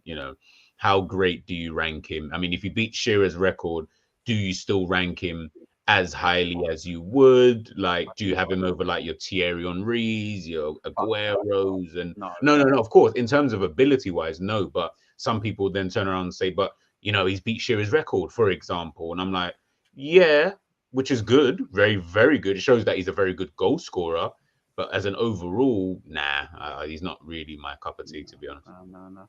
I don't even Shearer was all that, but that's another story. Oh, yeah, he's another one. I never thought he was all that. He's just he looks like a farmer that can hit a ball. That's Chirrell's so weird. Like he looks like one of those players. I'm like, how do you score so many goals? Like I don't feel like you have it's just one. Do you know what? It might be because I'm a Liverpool fan. It might sound biased here, but I think still Robbie Fowler's the best English goal scorer I've ever seen. I would have Michael Owen ahead of him. Yeah, them two low. Jesus. Yeah, those two. Yeah. Oh yeah. And everyone Michael Owen got a lot of slack the other day when he said he compared himself to Mbappe when he was young, right? And everyone gave him a lot of slack. No, because everyone lives in the moment. Go back when Michael Owen was 17. Yeah. Gee, No, he was. He was won the Ballon d'Or. Yeah, he won the Ballon d'Or. The man, Michael Owen, when he was young. I mean, I hate him now. He's a bit of a weirdo. But when that man was like, there weren't many better 17. He was probably the best 17-year-old in world football when he was there. Yep. You know, and then he was tremendous. And let's not forget Real Madrid, right? Everyone looks at his Real Madrid record and think, oh, he was only there one season. He got 14 goals for Real Madrid, yeah. And the only reason he got kicked out is because he took Raul's spot. He took Raul's spot in the team with R9 up front, and him and Guti didn't like it and spoke to the president, and that's why Owen had to leave. It was political. It was political. Listen, never disrespect Michael Owen, man. He's my favorite, man. I love that guy. Yeah, he was a tremendous footballer. Right, he's a shit pundit though. Oh yeah. I don't trust a man who says he's only ever watched 2 movies in his whole life as well. I mean, I watched 3 today. That's impossible. When he's coming out with stuff like after a 0-0 going, if Liverpool had scored one, they'd have won the game. You're like, oh yeah, that's how it works, mate. Oh god, he's trying his best, though, ain't he? Because he's. Michael, he played for Man United, so he's always his daughter's fit though. Yeah, his daughter's nice, but she's got his personality. That's the only problem. Yeah, that's true. That's true. But look, Michael's trying his best. He is a Liverpool fan, Michael Owen, but when you play for Man United, it's never going to work good for you, is it? You can try and butter us up all you want. You did play for Man United. It's like. Right, Alisson in goal. I think that's a given. I had a moment last night doing the watch along where I put it to everyone in the chat when I was doing the watch along last night. Is Donnarumma overrated? Because every time I watch him, I don't think he's all that.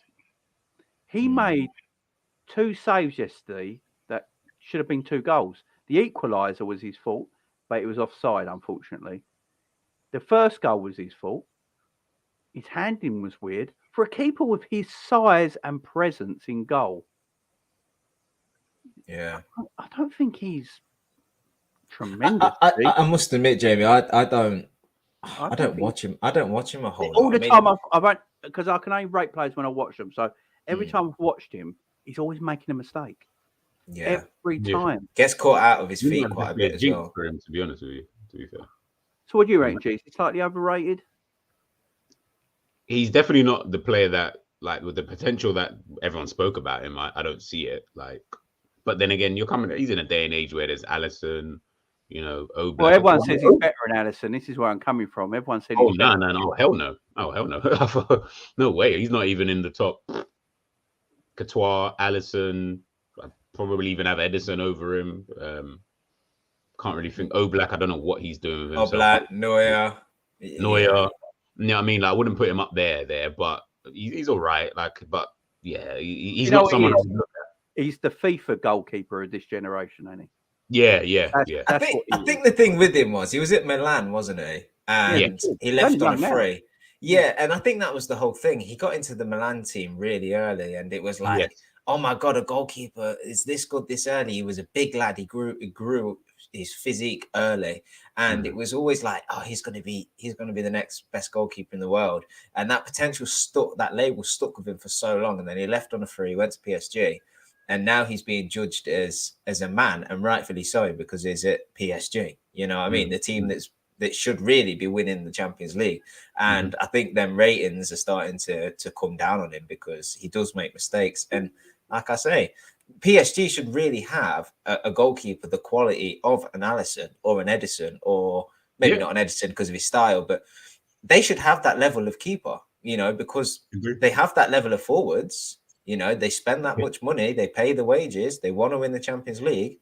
So I think he's a good keeper, don't get me wrong, but he's not in the top bracket. When I say overrated don't mean shit. I think people always feel like it. Overrated don't mean shit. You can still be very good. It's just that people rate someone like, oh, he's like the best to ever do it. And you're like, no. Let's just chill out. He's a very good goalkeeper. He's just not, at the moment he's not Alisson. Let's put it not top bracket, no. No. Right. But he's got years. He's lucky. He's quite young, so he's lucky enough. Yeah. I think he's only like 23 now. He's ridiculous. Oh, yeah. So I'll put 4-3. I've just got this feeling we're going to play 4-3-3. I think the way Spurs, with the players Spurs are missing, I think it's easy to play 4-3-3 in this game. Who's your fullbacks, guys? Let's do the fullbacks. I think the whole back four is obvious, Jamie. Yeah. I don't think we're going to be debating this, to be honest with you. No, Simi had a good game.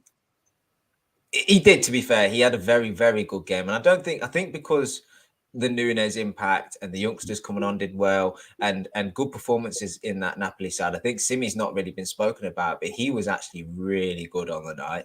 He was really good. Right, so are we going? Is he keeping Gomez or is he playing Kanate? Kanate. It's Kanate. Apparently, the only injuries we have now is Diaz, Jota, and there was one other. Let me have a look.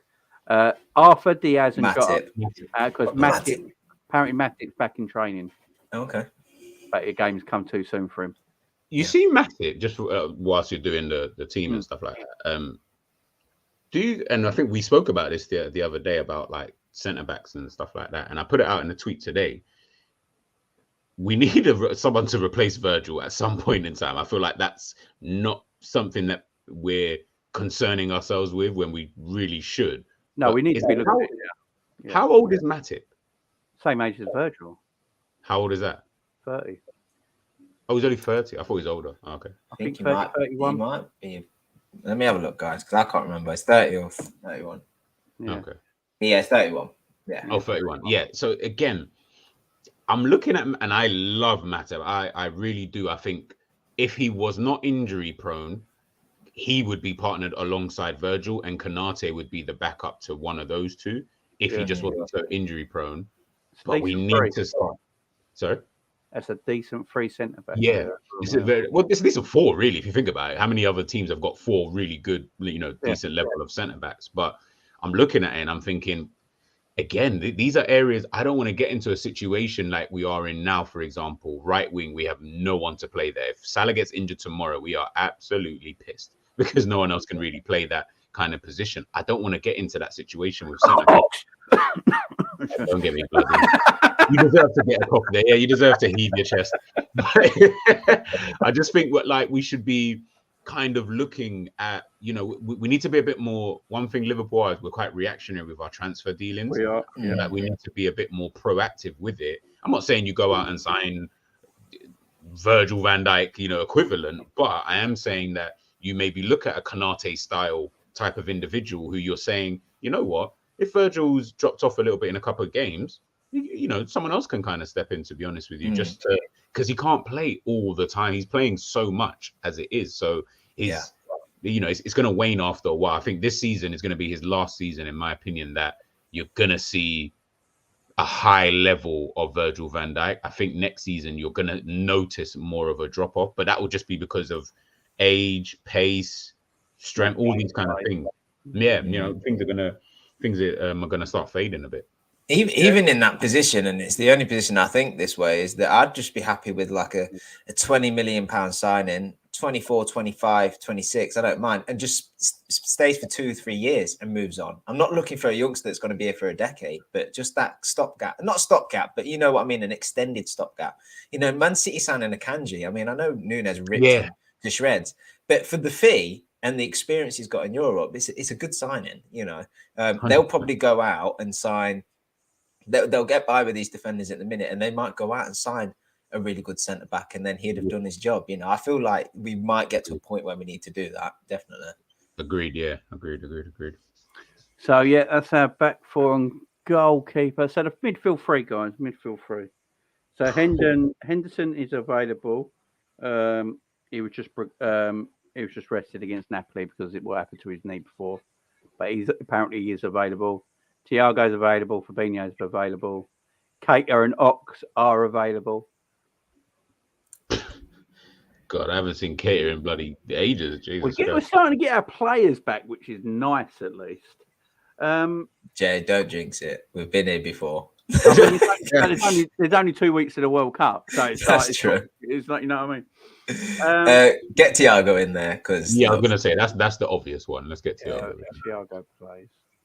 It's the Fabinho thing, ain't it? I'm going to say something now, right? As well, I would like to see Thiago actually step up a bit in this game because I feel like, and I don't blame him at all, but I feel like the past few performances he's been off the boil a little bit by his own standard. Like he's been good. Don't get me wrong. Agree. He's been. Well, I say good for like any other standard. Average for him. I feel like he could be a player in this game that is the difference. You know, dictating the tempo, playing them through balls, breaking the passing lines, which is going to be really difficult. And yeah, I feel like his performance had dipped a little bit. I'd like to see him sort of step it back up again because we're going to need him for damn sure.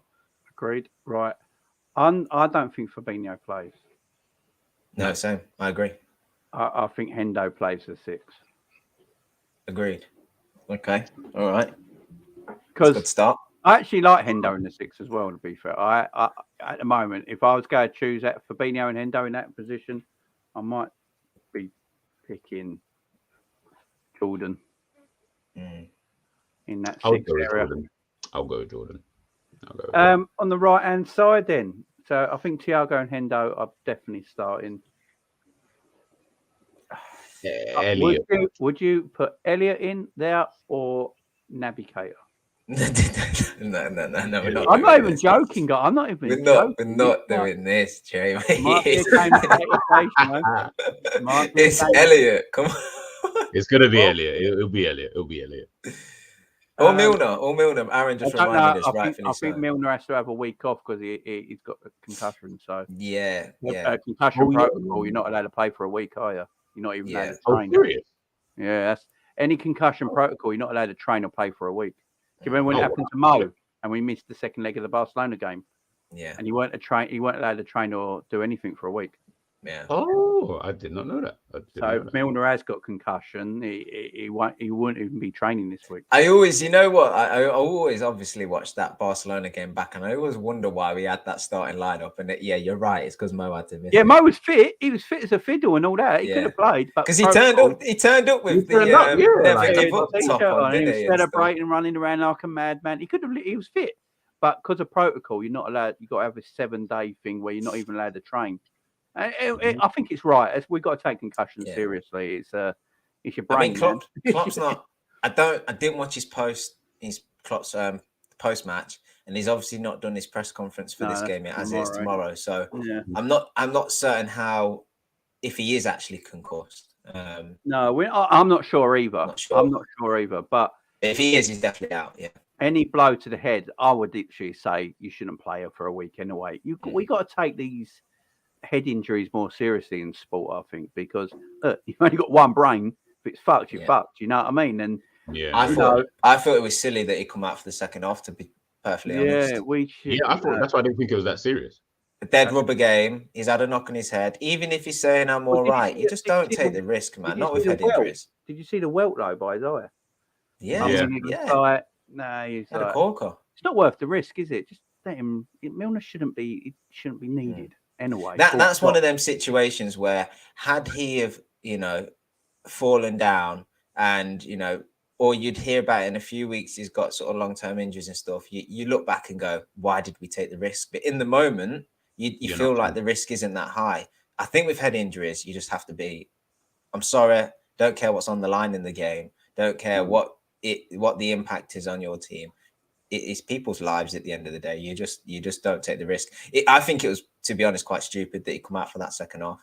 Like it might have just been a bump, and players do get bumps. I totally understand that, but he come out in that first half and within a minute sat down and then you're seeing the he went the like blow that. up on his head, Like that, and you're telling me what a minute after coming out that happens, and you couldn't have predicted that with all your sports science and everything you've got in the dressing room. And the experience of Milner as well. He'd have said whether it's just a knock or a bit more serious. Well, you know, if Milner's going off for an injury, it's something serious, don't you? Yeah, if he's going off, I know it's yeah. Well, hopefully he's okay. Yeah. Hopefully. I mean, yeah, he should be. I think I saw an interview of him today on Sky Sports talking about his 20 years in football, but he didn't have any bruise on his head or anything like that. So it was probably pre-recorded before the Champions League game. But yeah, so he's all right. And look, I've been saying this about Milner for a while now. Look, should Milner be playing in 2022 for Liverpool Football Club? Probably not. But the one thing I will say about Milner, he don't let you down. He does come on and try and gives his absolute best. And to be fair for him, the last few weeks he's played, he's been one of our better players. And he was great in that Napoli game before he went off. He was one of our better players. And if he was Brazilian, right, and 25, you'd be all over that performance in the first half. Did you see that little flick he did? He's like, Milner, what are you doing? Chill. He set the tempo. I like Milner. I like him as a professional. He's someone you can look up to. But yeah, he shouldn't be playing now in 2022. Let's face it. But look, he's come on and he's played well in games. So you have to give him his credit where it's due, I suppose. But that's more down to the club, not James Milner himself. It's not his problem. He's got to be called upon. But I was saying Cater because Cater is fit and he's ready to go, right? And Cater's not going to the World Cup. Neither was Harvey Elliott probably. But Klopp himself said that Harvey's played too much football recently. And I'm just looking at it and thinking, if Tottenham are going to defend the way they're going to do, Naby Keita could prove pretty useful in this game. Off the bench. He'd be so rusty though, Joe. He'd be rusty, yeah. I just don't want to keep playing Harvey. I love Harvey as well. I think he's had a week off. I know he played a few minutes against Napoli, but yeah. So let's put Harvey in, and you know what Klopp's like with his surprises though. Sometimes I liked the fact you was playing devil's advocate there, but I was never going to let you have that one, Jamie. Cav was not having it at all. You watch on Sunday before kickoff, and the midfield is Henderson, Thiago, and Ox.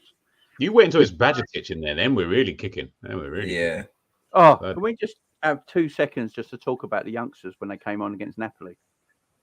Yeah, absolutely. You see the little football they're all playing with each other. Yeah, all the 1-2s and see that bit when we got out the corner of our own half, the nice 1-2s between them all. Yeah. I think it was just good to see them. Like, I mean, it was good to see that Calvin Ramsey was actually a real person. You know, it was good to see that. Well, he's Cruyff's turn. Well, this is it. You know what I mean? Because it was even just little things like that in terms of I've never even seen him run with a football before. I don't know what type of style of player he is. Like, it was just good seeing him kind of thing. So defensive awareness as well. Did you see that where he tested it out for a corner? I honestly don't think Trent would have been in that position. Yeah, but you know how Trent is, bloody hell. But I tell you what, Ramsey's bigger than I thought as well. Yeah, exactly. But this is what I'm saying, Jamie, is that all of these things we didn't even know, like with the guy. Obviously, it was like 5 minutes or whatever it was that he played, so there's no real like rating for him. It was just good. That was probably what I took away from it. It was just good to just see what type of person are you? Are you does he like to dribble in a certain way? Does he like to pass in a certain way? Does he move in a different way? As you said, you were able to, like, from that little thing there, you were able to see that he's got good kind of defensive awareness. You know, it was just good to just see it, something different, you know, which can only help. And I think the Derby game, we're really going to start seeing some youngsters. And he looked technical on the ball as well. Yeah. I think, you know, that's that little cameo. You know, you get a bit excited. How do you say Stefan's name? I can never pronounce it. I just call it You're asking the wrong people. Bacetic? Stefan? Yeah, Stefan. Stefan. He made more tackles in 3 minutes than Fabinho did the whole game. Listen, let's not talk about Fabinho. Yeah, but that's probably because he got into that little scuffle in the center of the park. Yeah, where he was swinging his leg about 20 times in about 30 seconds. Yeah, but so. again, he's very good on the ball as well. He's very composed. He's very sure of himself. That's one thing you can say for all of them, isn't it? Is that they all look confident and assured of themselves on the ball. But they all played their position as well on the pitch when Klopp brought them on as well. Yeah. You know, Elliot went into that further right hand side area. Carvalho went through the middle. You know, I think he was at right back. Stefan was in his DM position, and you could see when they were playing their positions. You know, the football they were playing like, yeah, man. I think I like to see they should all start against Derby for me. Oh yeah. Definitely. I think this is the sad thing about this season and the way it's going is like in an ideal world, we'd be playing better football and we'd be challenging for the league, obviously. But actually, one thing we've all forgot about and what we'd have liked to have seen is had this team have been playing well, we could have seen more of the youngsters coming on as, you know, as subs in the sort of 60, 70th minute. And for them to be getting experience, they're probably going to miss out now because Liverpool are going to be fighting tooth and nail just to even get in the top four for the remainder of the season. It's a real shame because, you know, how exciting was it to see them come on and see what they can do and look at like the future of Liverpool. But we're not going to see them so much now. Them players, if they do play against Derby, we should still be beating Derby with them players. Because they're I'm just going to wait until the Derby game. Let's just wait. Better, man. Can't wait for Virgil to start. Brilliant. Do you know what I mean? I can't wait for Virgil to start and Alisson starting, Trent starting because Keller's injured or some shit. Comes in because he's back. Yeah. Matic's back. He needs to get some match fitness. He plays. You know the midfield is going to be Ox and Cater, don't you? Oh yeah. I think that'll probably be a game where you see Ox and Cater. One thing I wanted to ask though is, well, not ask, but like, I find it weird, but maybe because he's so young. Who do you rate more, Tyler Morton or Bajcetic? Bajcetic, hands down. What I've seen, I think Bajcetic is But then don't you find that he's more technical on the ball? Yeah. More technical on the ball. Like what I've seen when the Napoli players were trying to close him down, and he seems quite press resistant as well. So with that being said, I would keep him and sell Tyler Morton. Okay, so this is the next point I was coming on to, and this is why I have trust issues with Liverpool.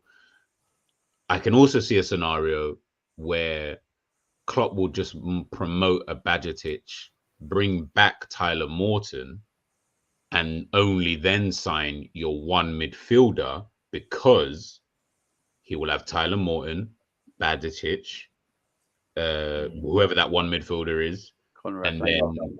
Yeah, even worse. So cool if you got Conrad Lehmann. So then he'll have those three plus Fabinho plus Hendo. Don't think Mino will sign. Ox will go. Cater looks like he'll go. Although Klopp seems like he wants him to stay, which is it's like a weird thing that's going on over there. I can see something like that. So again, this whole Rice and Bellingham and we'd love to see them, but I can just see a scenario where it's going to be Elliott. Oh, I forgot about Elliott as well. Harvey Elliott. Thiago, these three right here, they'll be here next season, obviously. Plus Tyler Morton, plus Bajcetic, plus Fabinho. That's already 6 midfilders now. That's what I kept saying when I did my. You're breaking my heart here. I don't want to, bro. When I did my debate, when I did my debate shows the other day, when I was doing this whole thing about Klopp and FSG and who's to blame, I did say that getting these midfielders in everyone wants in is all, and blaming FSG for it. You can't all the time if we're keeping everyone. Exactly. Like Jesus said, if you've got them 6 right there, who you going to get in? How many can you get in and play? Because they can't all play. Just loan them. Just freaking loan them. Like, honestly, as long as their wages are covered, I don't care. Morton went on loan for a reason. Exactly. He's coming back into that first team. I can tell you that right now. He's not going to Elliott went to the same club on loan, came back. Morton went on loan for a reason. And sorry, guys in the chat. I can just see it happening. I'm sorry. I'm really sorry. I just thought of saying as well. Morton played against Spurs this time last season in that 6. Yeah, he did. Yeah. What if Bajcetic actually plays? Nah, he won't. There's not a reason for him to. Well, Fabinho's dog shit. Yeah, but you got Hendo now. The thing is, Bajcecic's got a couple of years on Morton, yeah, and you just think if his development continues in a couple Well, of like you years' say, mate. time, more Bajicic will be a better player at 20 than Morton is now at 20. Yeah. But Well, you can see it. You can like we're not. I have. Listen, I want to be proved so wrong, and I want to see 31st of Jan. Liverpool have signed Rice, potentially Bellingham in the summer, and throw me in an Enzo Fernandez or a Madison or something like. I would love it, but I can just see it's going to be. we're buying Conrad Lamar in January. The thing is, though, like Exactly. it doesn't matter what age players are. You can still loan them out. Like the thing is, I don't want us to look at Tyler Morton and be like, oh, he's 21 now. He's either in the first team or sell him. I'm like, nah, cool. If he can get a loan fee and cover his wages, I don't mind loaning him for another year or I'll two. be surprised though if he goes on loan again next season. He'd have to go to the Premier League. He can't go Championship again. Yeah, if you look at the ones we've loaned out, they've all gone to like very lower league teams that are never going to play for Liverpool. But we've loaned out Elliott to Blackburn. Now he plays. He's a starter. We've loaned out Morton to Blackburn. Peter Luger's gone to Macclesfield. That tells you everything about Peter Luger. You know what I mean? Reece Williams has gone to Blackpool. But we lent Morton to Blackburn, which tells you like he wanted him to play grown-up football. He didn't want to play under 23s to get him ready. So if he's going to go on loan again, I don't think he will be ready though. If he's going to go on loan again, it's going to be to a Premier League. You say he's got to go on loan to a Premier League club. I don't think he'll be a Premier League quality next season. Even in the teams lower down, I don't think he will be. Listen. I'm with you, bro. Like I don't think he's of that level. But I'm thinking about his development. Like if I was Klopp, I would look at it and think, just like you said, loan him out. But you'd have to loan him to the Premier League because I don't get why you want him to play Premier League level. So because then otherwise it's just wasting. Like sell him then. What would be the point of then loaning him out? Well, this is my argument in my debate show. If anyone ain't seen it, go and watch my debate thing the other day over Halloween weekend. And this is my thing. Like I don't see the point of loaning Reece Williams to Blackpool. He's never going to play for Liverpool. Yeah. Just let him go, man. Even if you don't sell him, just take the cut. It doesn't matter. He's a youth player. It don't matter if we don't get money for him. Just cut costs. Let him go and have a career at Blackpool and have a great career. He could have a great career. Peter Luger's not going to play for Liverpool. That's why he's gone to Macclesfield on loan, man. It's just not, Robbie Savage is his chairman. He's not, he's not going to play for Liverpool Football Club. Just let him go. We loan I think we're trying to copy what Chelsea do. So Chelsea got a great youth system where they loan a lot of players out. Do you know how much money Chelsea make year in year out? That's changed now, though, hasn't through their loan system. Yeah, they can't do it from next season, can they? So from next season, they can't do it. But they loan like 50 players out every season. That's why Chelsea have a lot of money to spend. So that's why I never care about net spend. I never care about net spend because no one talks about Chelsea's net spend because it's the loaning fees of youth players. Yeah. If you gather all that up, the amount they loan out around Europe and around the country, you get what they spend basically. So yeah, it's just net spend does my head in. I've always said that. I hate net spend, but yeah, Chelsea do it. I think Liverpool been trying to do that as well. I think that's what Liverpool been trying to do. Like get these players out on loan all over the country, lower league teams and around Europe, and then eventually get a fee for them, and you make a little bit of money on them. But we keep doing it. Like Reece Williams, it's been 3 years now. When you get the hint, it's to start get the hint, man. You're not playing. Nat Phillips should Nat Phillips still be at Liverpool Football Club? Yeah, it's true. He's not going to play. Gomez is dog shit, and he still can't play. And Konate's back now, so it's like just leave, man. Just leave. January's going to be interesting. It's going to be really interesting to see what happens. I think we buy Conrad Lamar in January. I just think it just looks obvious. He's going to be I'm more thinking about like the outgoings, like what kind of happens there, like because obviously Navigator and Ox. Well, they can talk to people, can't they? And Bobby. They can talk to people, yeah. And Bobby. Bobby. The thing is, for Ox, he would want to probably stay in the country, so he can't really talk to anyone in January unless he wants to go to Europe. I think, truth be told, like the players' agents would be talking to people already. So true. This becomes legal in January. yeah, exactly. So they can sign a pre-agreement in January, but I don't even think I don't think even think for the Ox is likes of staying, Kate. Ox I is don't staying. think you'll get till the end of January and be like, oh yeah, Ox is here next season, Kate is there next season. I think you'll still be on none the wiser. Personally, I think Ox stays. Right, can we just pick the forwards? Because The reason Ox stays, though, the the reason Ox stays is because the homegrown thing, man. That is why Reece Williams Nah, went but on. I don't think. I think we'll find it. I don't. This homegrown thing. I know That's we why talk Reece about. Williams stayed. That's why Reece Williams stayed at the club. That's why we ain't sold him yet, because he's part of the homegrown quota. That is literally the truth. That's why he stayed.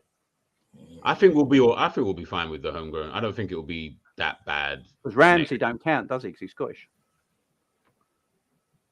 But don't players who have been in the country for a certain amount of time, don't they then count to that? Like Alisson's been here over 5 years or 4 years. Yeah, but or Ramsey just came from Aberdeen, didn't he? So yeah, he won't count just yet. But Carvalho counts as homegrown and he's Portuguese. Work that out. Yeah, because he's trained with the British club for 3 years under the age of 18 or something. It's something like that. It's stupid, but yeah, Ox goes down. Yeah. Right, front three. Does Bobby start this game? Yeah. Or does he rest? Because he looked knackered at the end of the Napoli. He should be rested. I thought he should be rested against Napoli, but I think you have to play him, to be honest. Yeah. I'd play Nunez, Bobby, and Salah. You're going for that front three? Yeah, if we're doing it in the 4-3-3, then I'd do it in that way. See, me personally, I wouldn't go with the 4-3-3, but I think that's what he's going to play. I agree. I think that's what you will go with. Yeah. Or keep him, Bobby Moore. Look, Jesus Christ. You wish. If it was my team, right? Just whilst you're doing this, Jay, I would go with 4 forwards, and I know he's been really good, but I would lose Elliott and put Jones out on the left. So would I. Right, I was just about to say that about Curtis Jones. Would it be unfair for Curtis Jones to be dropped as when he put in a pretty decent performance against Napoli? Because he's not a goal threat, don't get me wrong, but I do think if Klopp gives Jones the instruction to hold on to the ball and wait for Robbo to overlap, then that could work quite well. Because if Robbo can get on the overlap and start pulling crosses into the box, I think that's where we can create chances. But Jones himself, I don't think will create much. I think the thing with Curtis Jones, I've been saying it for a while. Curtis Jones is best as a left winger. That's his position. Yep. It's where he played under Gerrard in the youths, and he was amazing there. That's where he wants to play. I thought he was decent against Napoli. If Salah stayed on side and actually scored, everyone would be talking about that through ball from Curtis. Curtis is technical. He has got technical ability. Yeah. And what Curtis is good is retaining possession. He is good at holding on to it and retaining possession, which sometimes we need in this team. We give it away quite a lot. We get turned over quite a lot. And at least that he's quite good at keeping and retaining possession. And then Darwin can go through the middle, because I just think Bobby needs a rest, man. And then Darwin can go through the middle and Salah on the right. You could do that. You could easily do that, to be fair. And I think in a game like this where we're not going to, I don't feel like we need pace up front for a game like this, because we're not going to have any space to run into. So I feel like maybe Jones might actually work potentially out there on the left with Nunez up top and Salah on the right. Yeah. Do we think Nunez is going to start? I would against Spurs because the way Spurs are going to play. But then will that work against him though? I don't know. The thing with Darwin, he does create his own opportunities.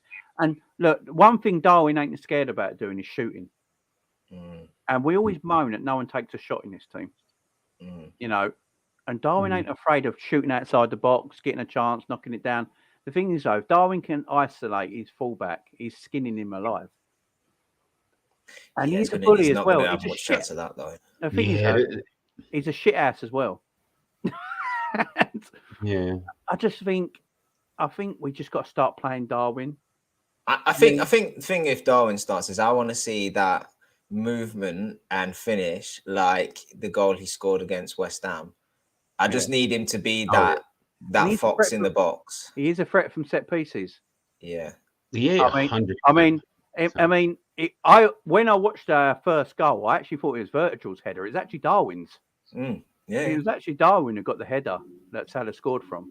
I thought it was Virgil first watching it, but it was actually Darwin. He is a threat from set pieces.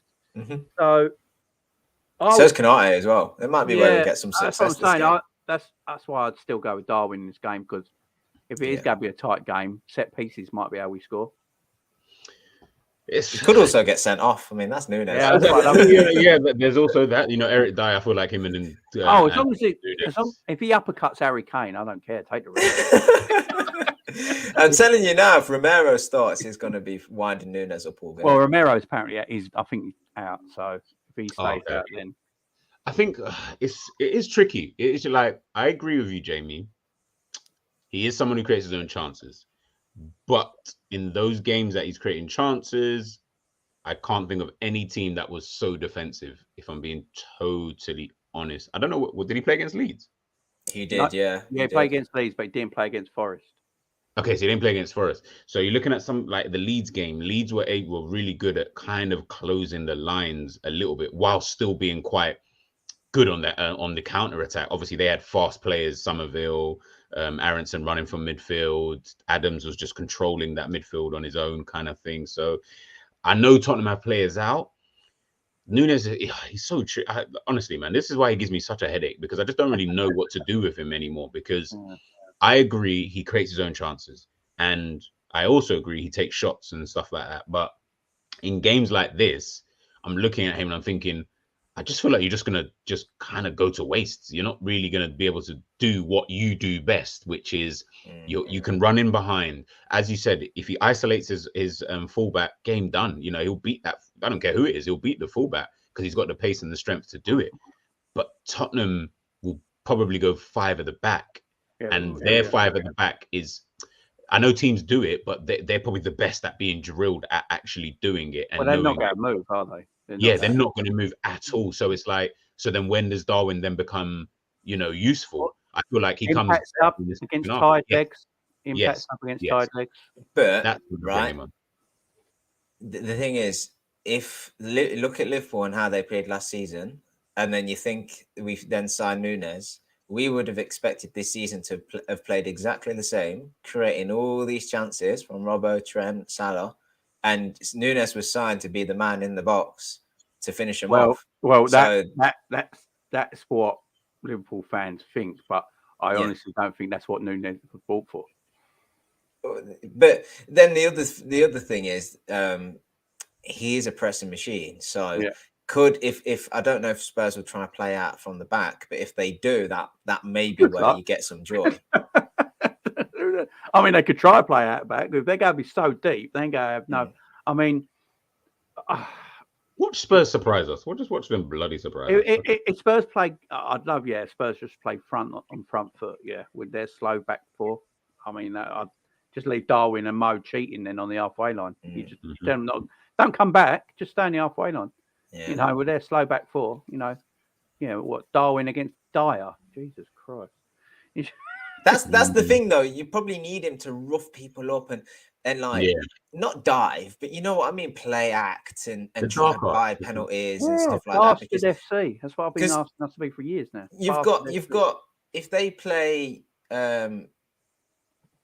Dyer, Emerson Royale, they'll probably play what's Perisic. But these are players where if you run at them, they will just hack a leg at your leg and give away a foul or penalty and stuff. So maybe you need Nunez on for that, just the direct running, maybe. Yeah. So if Darwin don't play, it's Curtis Jones who's going to have to play left, ain't it? Yeah. And then it's Bobby who looked dead against Napoli towards the end of the game. And then that's the thing, isn't it? Your alternative's Bobby, and I just feel like Bobby's easy to mark out the game if he's the only forward. The thing is, though, if Tottenham go play really deep, Bobby's pointless. Very true. Very true. So if they're going to play very deep, I'd rather have Darwin there, who's going to at least try and attempt to play off the shoulder and try and stretch the game. If Bobby's going to play through the middle, he's just going to come towards the ball, which makes it easier for Tottenham to defend if they're playing deep anyway. So you need someone really to actually try and stretch Tottenham, and the only two who can do that are Salah and Darwin. Yeah. Hey, let's face it, we're calling the agent of chaos, and this game's going to need chaos. It is. Because if without chaos, it's just going to bore out for a friggin' 0-0. Well, it could be totally wrong now, but yeah. Well, I mean, I hope so. But I mean, Tottenham would love the 0-0 against Leicester. They would love that. I think 0-0 is probably the favourite result in this game. Yeah. I'm looking at the way they go to play. They go to play defensive. They're poor start. We're poor starters so far this season. They're poor starters.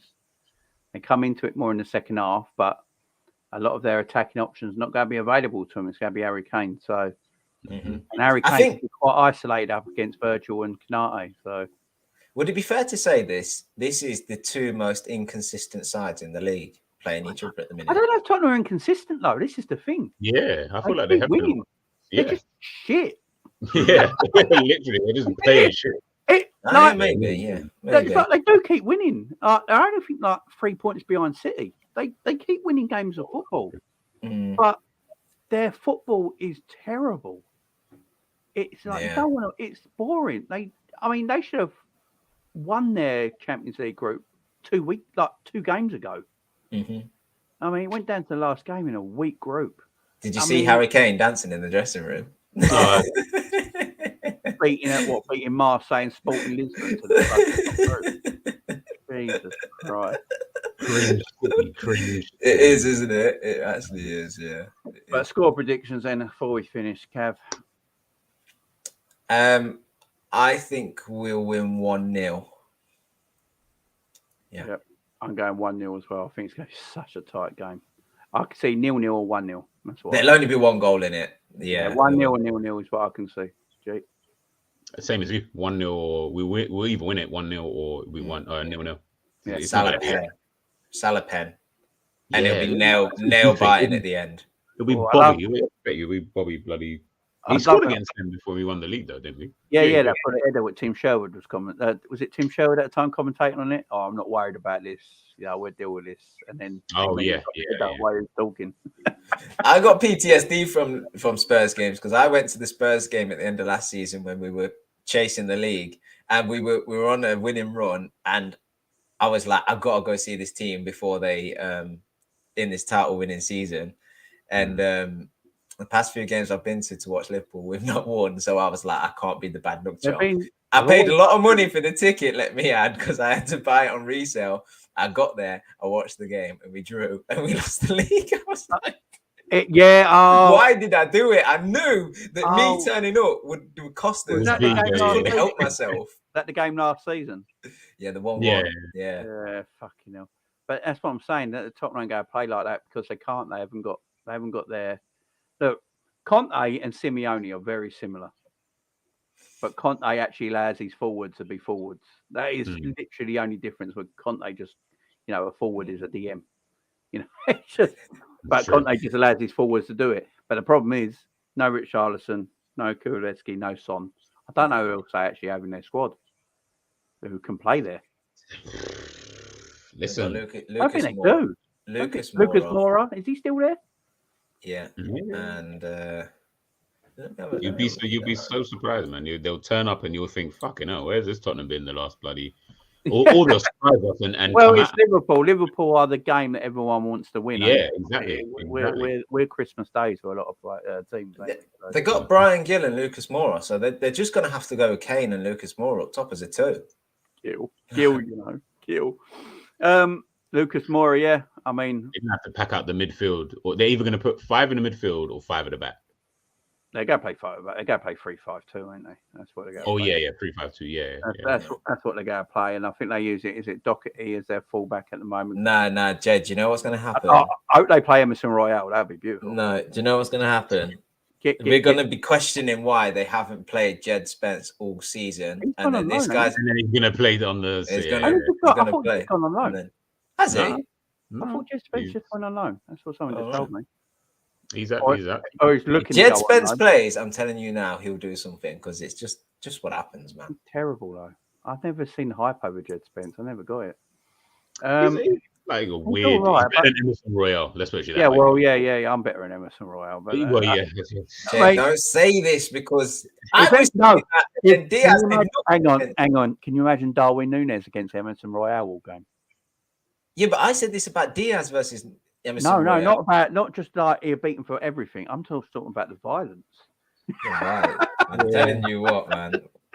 Nunez is a liability. We've got to be careful with this guy. I want to see love him, Nunez. like- I want to see Nunez secretly uppercut Harry Kane in the penalty box. You see, like with Suarez, yeah. Like remember, like with Suarez, I never thought he was a liability, but his extreme was he might bite a player in the ear or something like that. He would do something crazy like that. And he was Nunez, racist at the same time. Yes, there was also that as well. But like, when